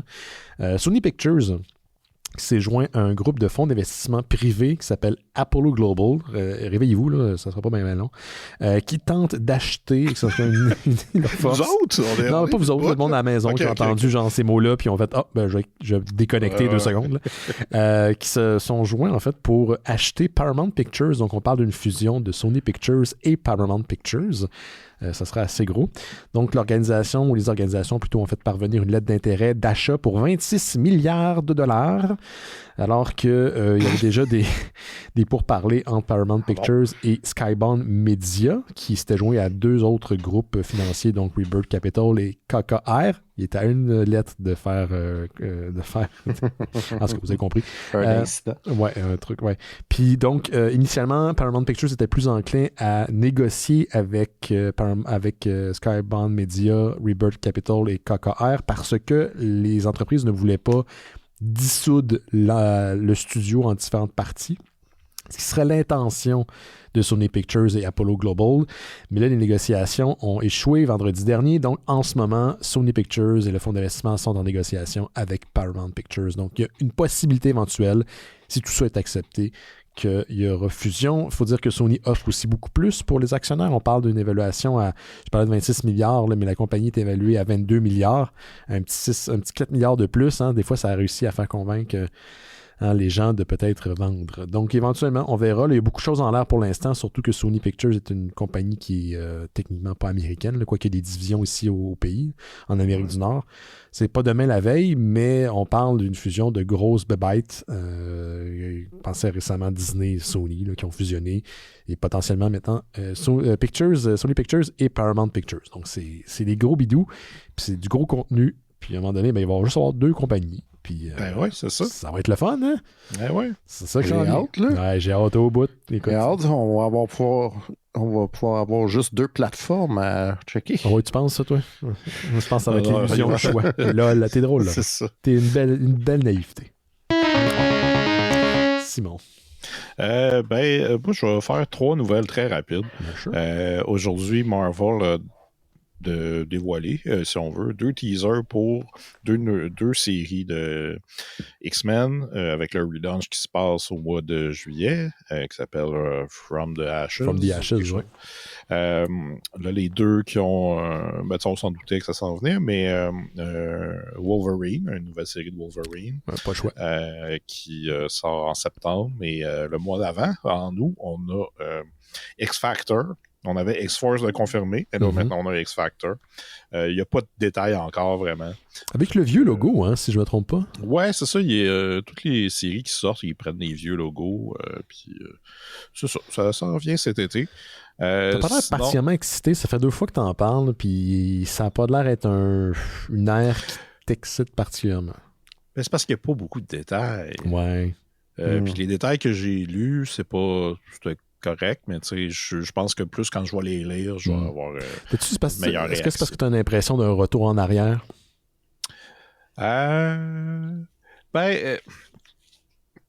Je pense que ce qui me gosse, c'est ce que j'aimais. Une des affaires que j'aime avec l'ère Krakoa, c'est que les gentils et les méchants sont ensemble. Ouais. Genre, c'est les mutants against tout le reste. Ouais. Tandis que là, j'ai peur que ça revienne à ils vont combattre Mr. Sinister, Apocalypse pis tout. Mais en même temps, je veux dire, ça peut être des très bonnes histoires aussi. Ouais. Je pense que faut que je fasse un deuil de l'ère Krakoa, puis je vais sûrement trouver mon compte.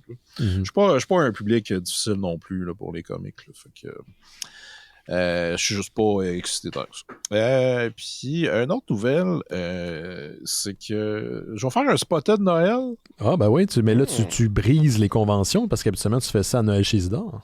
Ben c'est ça, mais là, ça fait longtemps qu'on a tapé. Fait que juste voir, j'ai vu que il y a NECA, la compagnie NECA qui sort des figurines, sort un Holiday Chucky.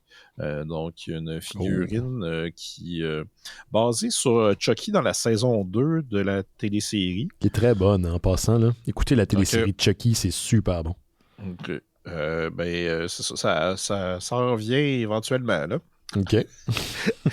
Comme j'ai dit, c'était des courtes nouvelles. Je sais pas tant de détails. Es-tu habillé en Noël? Oui, c'est ça. Allez voir les images. C'est Chucky avec il y a une petite truc de Noël. Il y a aussi, je sais pas si c'est 2 figurines ou si c'est que ça vient avec plusieurs costumes, mais il y en a un que il y a un genre de coton ouaté lettre là, de Noël. Puis avec sa petite tasse, mais il y a aussi un autre qui est plein de sang, puis il y a une chainsaw et son petit bonnet de Noël. Fait que moi j'ai pas vu la série, mais ça serait basé sur au moins un épisode, je pense. Fait que voilà. Cool. Merci Simon. Toi, Laurent, est-ce que tu avais un dernier truc avant qu'on se laisse? Je peux parler par-dessus mon thème. Yes. Rapidement d'une bande dessinée que j'ai lue. Bien sûr. Qui s'appelle Copenhague, comme la ville du même nom. Ça se passe d'ailleurs à la ville du même nom. En fait, c'est une femme qui s'en va en vacances à Copenhague, puis elle arrive là-bas. Puis elle revient. Non, justement. OK. Oh, shit! Elle est comme pris là parce qu'il y a un incident. C'est-à-dire qu'on a retrouvé un cadavre, mais c'est le cadavre d'une sirène. Oh. Puis là, à Copenhague, c'est la ville de Hans Christian Andersen, où il y a une statue de la sirène, puis tout. Puis là, c'est comme si... c'est bien personnel comme deuil à faire. Puis là, toute la ville s'arrête. Puis là, il y a ils sont comme là, on va gérer nos shit entre Danois chez nous. Puis là, on sait pas quand est-ce qu'on va remettre des avions ou des autobus. Tu peux pas vraiment t'en aller d'ici. Gère-toi. C'est au-dessus de toi, genre. Fait que là, elle est comme, OK, mais là, moi, j'étais venu ici juste une couple de jours, genre. J'ai des enfants à la maison qui m'attendent. Peut-être que j'aimerais ça. Fait que là, elle se dit, ça va aller plus vite. Wings, qui s'est passé il y a 2 ans au Québec. Ah ouais. Tu sais, le monde t'a resté pas dans le sud parce qu'il a été des douchebags. Ouais, non, c'est ça. C'est pas de sa faute, au moins. Mais là, c'est ça. Elle se dit, je vais enquêter là-dessus, moi. Ça va faire avancer les affaires. Fait que là, elle se pogne à un ami local, puis là, il enquête sur la mort de la sirène, puis là, s'ensuit des péripéties. Puis là, en fait, j'ai bien aimé ça. De un, je trouve que c'était une bonne enquête policière, mais il y avait un petit côté burlesque, genre tatiesque même. Toi, ça va te parler, Ben, comme ça, les enfants de Tati. Fait qu'il y a comme un espèce de genre de côté foufou dans une prémisse quand même un peu glauque, mais un peu fantasy. Fait que c'est une bien drôle de bébite, mais pour vrai, j'ai vraiment eu de fun, puis il y a plein de chiens dans la BD, puis il aide à l'enquête. Fait que ça, c'est pas pour me déplaire. Fait que vous checkerez ça. Copenhague, c'est par Pandolfo et Terke chez Dargo. Excellent. Moi, juste avant qu'on passe aux petites annonces, je veux inviter les gens, si vous voulez nous laisser un message SpeakPipe. Tantôt, je parlais de l'adaptation possible qui est en développement du personnage de Snake Eye en jeu vidéo. Si vous voulez une thématique pour nous écrire, là, c'est pas obligé, là, mais si ça vous tente, ça serait quoi votre jeu vidéo adapté plutôt votre franchise adaptée en jeu vidéo préférée. Donc, vous pouvez laisser un message sur le SpeakPipe, puis on pourra faire jouer ça la semaine prochaine. Si vous cherchez des fois une idée pour nous écrire ou plutôt nous laisser un message vocal, ça serait ce que je vous offre à faire. On a fait le tour, messieurs. On va prendre le temps de faire notre petite annonce. On va payer les bills. Si vous voulez nous aider financièrement, les Mystérieux Étonnants, on a un Patreon. Je pense que vous êtes quand même assez au courant. Si vous pouvez, pour au moins un mois minimum, nous aider, allez sur mystérieuxétonnants.com. En haut à gauche, il y a un bouton « Faire un don ». Vous cliquez là-dessus, ça vous amène vers notre plateforme Patreon. Vous savez c'est quoi Patreon, parce que tout le monde en a au moins 10 maintenant. Fait que, donc, pour l'équivalent d'un café par mois, faites en sorte qu'on existe. C'est super facile de s'inscrire et de se désinscrire, d'ailleurs. Il y a des gens qui le donnent pour 1 mois, 2 mois, 3 mois, qui prennent une petite pause puis qui reviennent. Tout ça est réutilisé. Les fonds sont amassés pour payer les factures.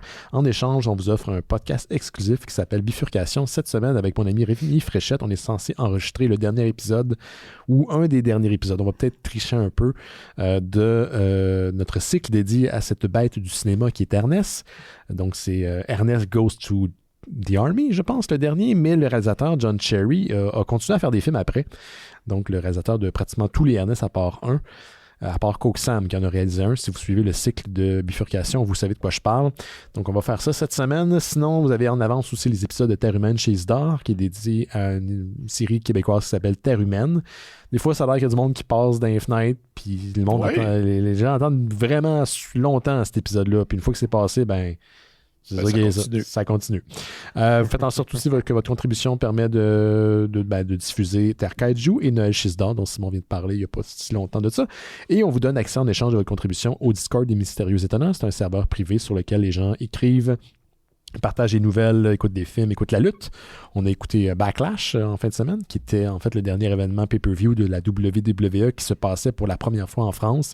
Et Simon, tu avais écrit quoi sur le Discord, mais je m'en suis rendu compte juste après d'avoir commencé en fait l'écoute de Backlash, c'est que le public de Lyon est en feu. Ah oui, ça va c'est pas passer. 3 heures non-stop là, de cris, de chants, ils sont incroyables. C'est vraiment un bon show d'ailleurs. C'est très surprenant. Et vous savez que Vince McMahon, qui était à la tête de la WWE, ne fait plus partie de l'organisation, il a été tassé. Puis ça paraît. Il y a des choses qui changent, autant au niveau du booking, de l'action, de la façon que c'est filmé puis présenté. C'est vraiment le fun à voir. Donc, c'est des affaires qui arrivent sur Internet. Voilà, c'est une très belle communauté. Discord, c'est comme Internet, mais sans truc de cul. Si vous pouvez nous aider différemment, si vous ne pouvez pas financièrement partager le show, parlez-en. Gossez votre beau-frère là, qui tripe ses BD, mais qui n'a pas encore écouté les Mystérieux Étonnants. Laissez un petit 5 étoiles sur les plateformes de diffusion. Ça a l'air niaiseux, mais ça aide énormément pour l'algorithme. On est disponible partout sur Apple Podcasts, Spotify, Amazon Music et les 300 des dernières archives des Mystérieux Étonnants vont être disponibles sur notre site Internet. Google Podcast est censé fermer prochainement. J'ai reçu un courriel tantôt, ça va migrer, je crois, vers YouTube. Je vais essayer de suivre c'est quoi les étapes de migration, mais si vous êtes abonné par l'intermédiaire d'un Android, un téléphone Android, il y a migration qui aura lieu d'être là, prochainement. On est également sur Facebook, Instagram, Twitter, mais c'est vraiment surtout sur Discord qu'on est actif. On revient dans quelques instants avec Doctor Strange, Fall Sunrise. Vous écoutez Les Mystérieux Étonnants, on va maintenant parler du sujet de la semaine. Et cette semaine, il s'agit d'une bande dessinée de Marvel Comics, Doctor Strange, Fall Sunrise, de Tradd Moore et Heather Moore. C'est une suggestion. Là, on ne savait pas tantôt de Simon ou de Laurent. Peut-être que les deux l'ont suggéré. En tout cas, tout le moins, là, Simon, tu avais lu le premier numéro, puis Laurent, tu l'avais dans ta liste. C'est de ça qu'on parle cette semaine. Mm-hmm. C'est de ça qu'on parle cette semaine. Tu veux-tu que je résume ça? Hey man, si t'es capable, parce que moi, je suis même pas sûr de savoir ce que j'ai lu. OK. Je suis même pas certain de savoir ce que j'ai lu. De ce que je comprends, à la base, l'histoire, c'est Strange qui se fait donner une mission pour aller chercher, par une entité. Une déesse, un genre d'entité cosmique. Faut qu'il aille chercher son enfant dans des realms, puis d'une ville dans un realm, puis... s'il va pas le chercher, tout meurt, je sais pas. Ça, c'est comme la base, mais il y a comme un niveau à la BD qui est plus... c'est très poétique, philosophique, psychédélique, toutes les hicks du monde. Puis c'est ça, c'est ça. Je pense que tu ne peux pas mieux le décrire, sinon. OK. Puis écoutez, on vous rappelle qu'en dernière partie d'émission, on spoil, quoique je doute qu'on puisse être en mesure de le faire pour ce numéro-ci. Oui, vous n'êtes pas prêts, même si vous savez toute l'histoire. Hey, man, rapidement, là, ce que je vous ai dit, c'est même pas dans le premier numéro. Non, non. C'est ça, l'histoire est un peu dans les trois derniers. Ouais, le premier, c'est on ne sait pas s'il est mort. Si Doctor Strange est mort, puis il est où? Il est-tu dans l'Astral Plane? Il est où? Qu'est-ce qu'il y en a? Bon, on va en parler rapidement là, avant de tomber dans le détail. Rapidement, si vous avez aimé la bande dessinée, on va commencer avec Laurent.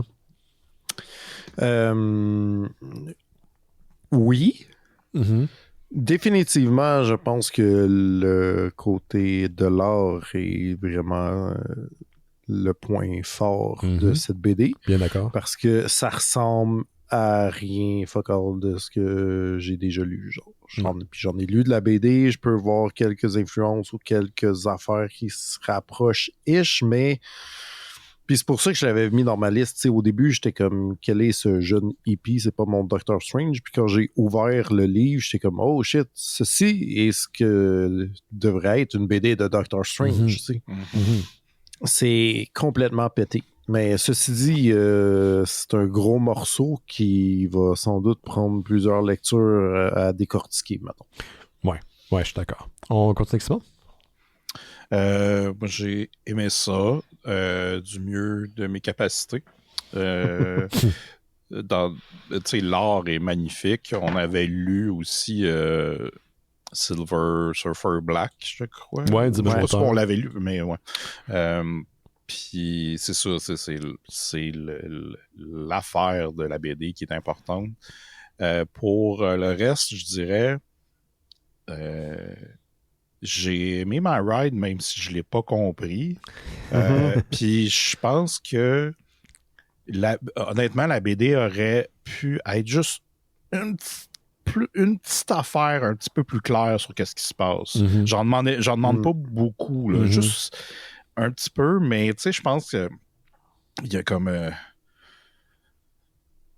Bon, ben, on va en reparler tantôt, mais ouais, c'est ça. Là, pour l'objet, pour l'art, ça vaut la peine. Moi, je vais faire écho avec ce que vous avez dit. Là. J'ai aimé ma ride, mais je pense pas avoir tout compris. En fait, je sais que j'ai pas tout compris. Là. Je pense que même tout le long, là, surtout au début, je me faisais... je faisais un check-in envers moi-même. C'est bon, tu catches-tu, là, tu comprends-tu? Ouais, OK. Là, je lisais un peu plus. Ah ouais, OK. Tu comprends-tu? Ah ouais, là, je comprends. À un moment donné, comme bang... renversement, je comprends. Fuck all. À chaque fois qu'on pense qu'on comprend, à un moment donné, non. OK, là, il rentre dans un trou avec une corde. C'est ça, fait que... Mais c'est une corde, c'est un trou. C'est un trou. C'est peut-être un peu des deux. Ouais. Non, mais c'est ça. Visuellement, c'est extraordinaire.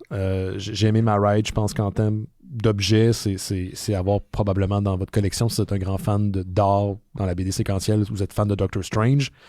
C'est une nouvelle interprétation du côté ésotérique, cosmique qu'on a déjà vu traiter, même dès les origines de Doctor Strange, mais c'est un nouveau comment je pourrais dire ça? C'est Doctor Strange rencontre Yellow Submarine sur le crack. Là. Visuellement, c'est ça. Okay. Ça ressemble à ça. C'est très visuel, c'est très visuel, c'est très coloré. Mais c'est drôle, j'ai pas besoin d'avoir toutes les réponses quand je lis une BD, mais comme Simon, j'aurais aimé ça d'en avoir un petit peu plus, juste pour être en mesure de mieux apprécier ma lecture. Voilà. Fait que c'est pas mal là où j'en suis. C'est un 4 numéros qui forme un trade. Ça reste quand même une lecture de 130 pages à peu près, un peu plus. Donc c'est quand même si c'est un 4 numéros, c'est assez long. C'est une bonne lecture. Je pense que c'est un peu Strange qui explore un... Parce que Strange est souvent... À part dans les dernières années, là, peut-être que les BD étaient comme en arrière, puis de temps en temps, il arrivait, puis il faisait un spell, puis voilà. Là, c'est comme si, OK, on prend Strange, puis justement, on le met dans le psychédélique qu'on voulait voir avec Doctor Strange à plusieurs reprises, là, on l'a, mais poussé à un extrême. Puis, il y a un côté très dans les dialogues, puis dans ce qui se passe, qui est très... Strange se demande la place qu'il a dans l'univers. Ouais. Puis sa relation avec comment dire, pas Dieu, mais l'éternel, les dieux, la réalité. C'est parce que je lisais, puis j'avais l'impression qu'il me fallait une espèce de background en théologie, genre, pour apprécier plus ce côté-là, mais aussi, je trouvais qu'il y avait une espèce d'élément contemplatif. Tu sais, au début, puis ça arrive quelquefois dans la BD, il y a des moments où le personnage, il dit comme « respire ». Puis ça donnait l'impression que c'était de la méditation. Que la BD est méditative. Elle est méditative. Hein. Puis c'est comme des éléments comme ça qui... c'est bon, puis des fois, je suis comme, je suis pas sûr de comprendre. C'est, aïe, aïe. Cette BD-là est weird. On pourrait en parler pendant 1000 ans, puis je pense qu'on pourrait jamais rendre justice au traitement de la bande dessinée, comment elle est structurée. Je veux juste faire un petit aparté. Moi, l'art, même si parfois j'étais un peu confus, moi, jamais autant dérangé que l'écriture. Quand je dis déranger, c'est pas que je trouvais que c'était une écriture qui était faible ou de l'art qui était faible. Au contraire, même quand je comprenais pas ce qu'on me présentait, je comprends que ça faisait partie de la proposition qui m'était offerte, puis j'étais all-in là-dedans. Là où j'avais de la misère, c'est au niveau du scénario, où la prose se mélange aux explications, puis se mélange à la mythologie de ce monde-là qu'on explore en même temps. Et c'est là, je faisais une image tantôt, mais j'arrêtais pas de faire un check-in, puis rapidement, je passais l'autre bord où je comprenais plus. Le premier numéro se suit très bien.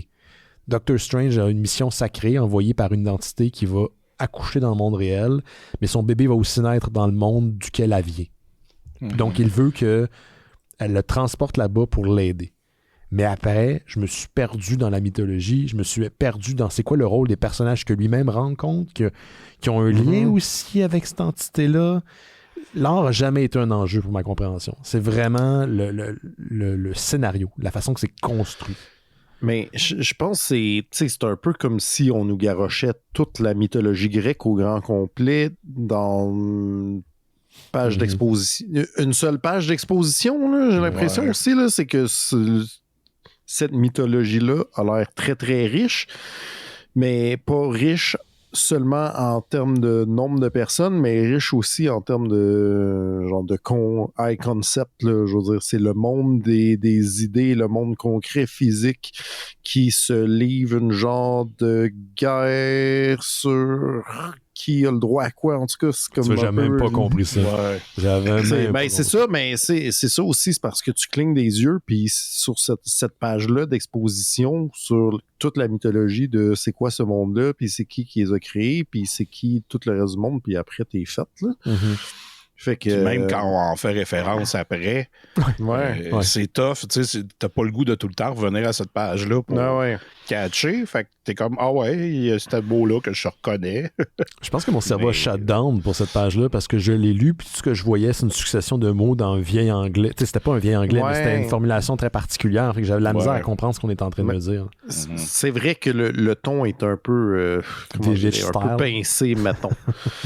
C'est ça, mais en même temps, tu sais, moi, on dirait que j'étais tellement déçu des films de Doctor Strange que, genre, comme c'était pas assez psychotronique à mon goût, tu sais, genre, c'est ça, votre Multiverse of Madness, c'est comme moyennement inventif, là, puis là, de me faire garrocher là-dedans, c'est plus que ce que j'ai demandé, mais je peux pas me plaindre rendu là, tu sais, je suis comme tabarnouche, je voulais du psychotronique, ceci, psychotronique, il y avait un Man, quand il arrive, là, il s'est fait des amis, on comprend pas trop c'est qui, mais là, ils se font garrocher dans une espèce de mean grinder, genre, qui est là pour, genre, faire des sacrifices humains à la chaîne, si j'ai bien compris, puis que là, finalement, il passe à travers, mais que c'était non plus.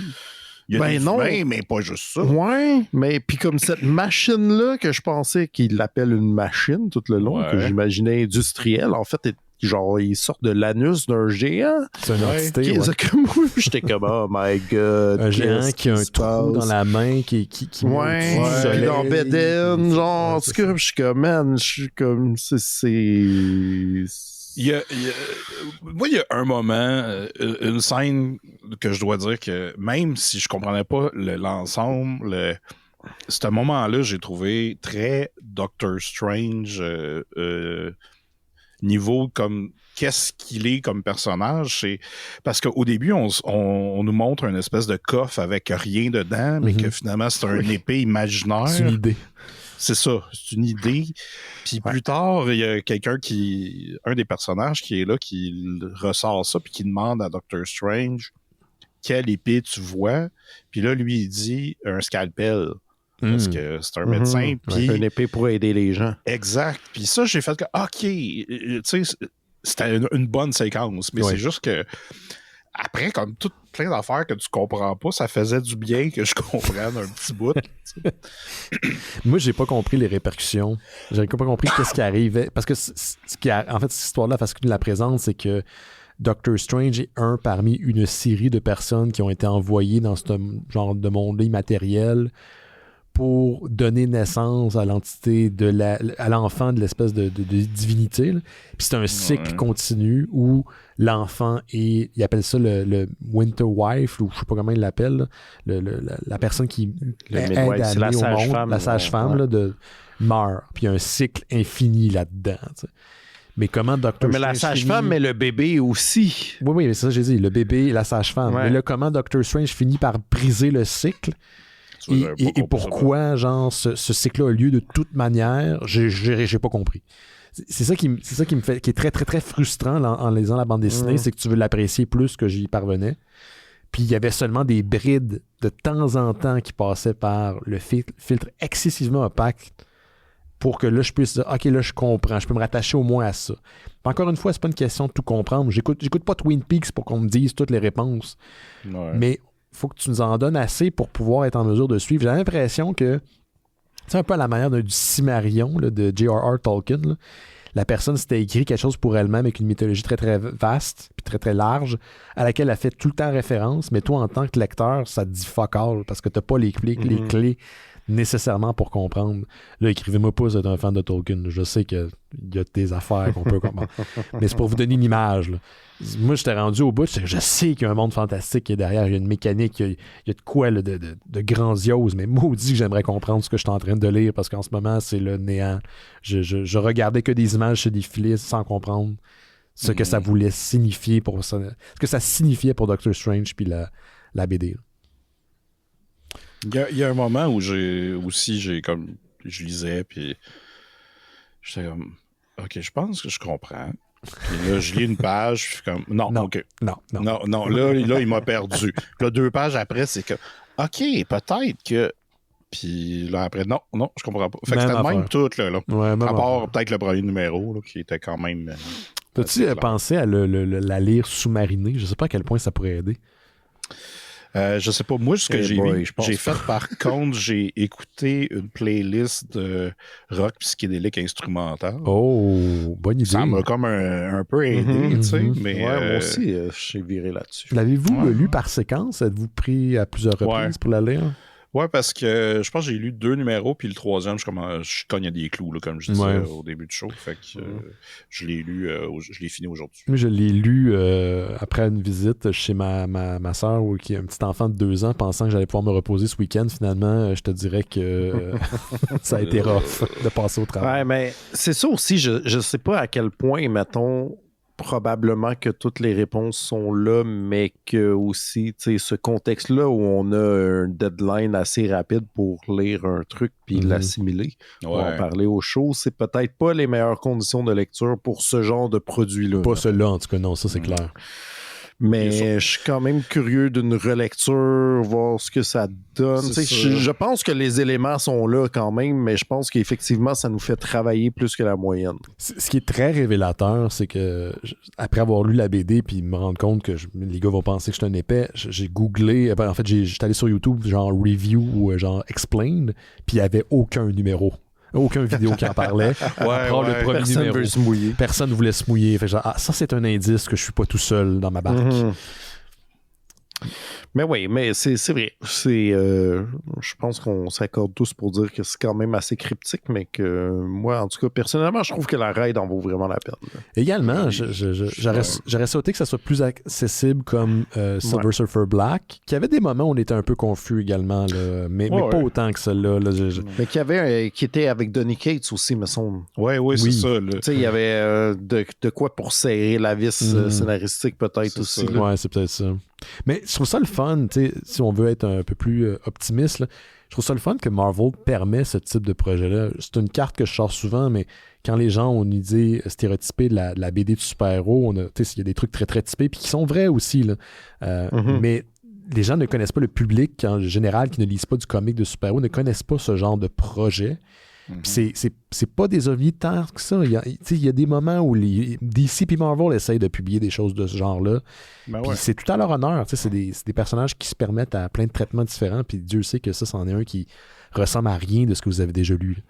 Rien. En tout cas, moi, la seule chose à quoi je pensais en la lisant, c'est l'espèce de BD weird qu'on a lu à un moment donné avec Gauthier, avec un genre de shérif mort, corps de robot. Là. On n'avait rien compris. Mais ça, on avait haï ça. On avait haï ça. Là, j'ai pas haï ma lecture de Doctor Strange Fall Sunrise.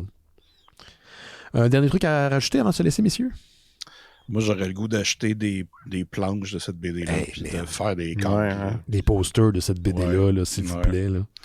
Mais moi, je trouvais effectivement que la lecture informatique ne rendait pas justice au produit. Clairement, non. Ça prend une belle... Puis tu sais, je sais pas, il existe sous quelle forme, là, mettons, en physique, mais mettons, moi, mon Silver Surfer Black, je l'avais acheté, puis il était format X-Men Grand Design, là, fait quand même très grand format, genre, fait que j'imagine qu'il y a ça aussi. Là. Si ce n'est pas le cas, je l'ai pas vu, j'ai pas vu l'information, mais si ce n'est pas le cas, j'ai l'impression que ça va peut-être l'être éventuellement, parce que c'est une BD qui s'apprécie vraiment avec ça prend sur le format-là. Ouais. Donc, on le recommande, Simon, là? Oui, tu sais, je donne 4 sur 5 avec un astérix de essayez pas de comprendre. Simon, Laurent? Oui, moi, je recommande. Là, si vous aimez ça, là, être fourré. Les affaires que vous avez jamais vues avant, là, je veux dire, c'est ça. C'est peut-être pas un peu cryptique, mais ça vaut le détour, là, je pense. Moi, je donne aussi 4 étoiles, mais qui vident tellement constamment dans 2 états quantiques rapides qu'ils sont à 2 places en même temps. Tu vois? Une thématique qui est explorée aussi dans la bande dessinée. Merci, messieurs. Merci à vous à la maison. Faites attention à vous autres. On se voit la semaine prochaine. Puis en attendant, continuez à regarder le ciel, comme disait l'autre. Bye.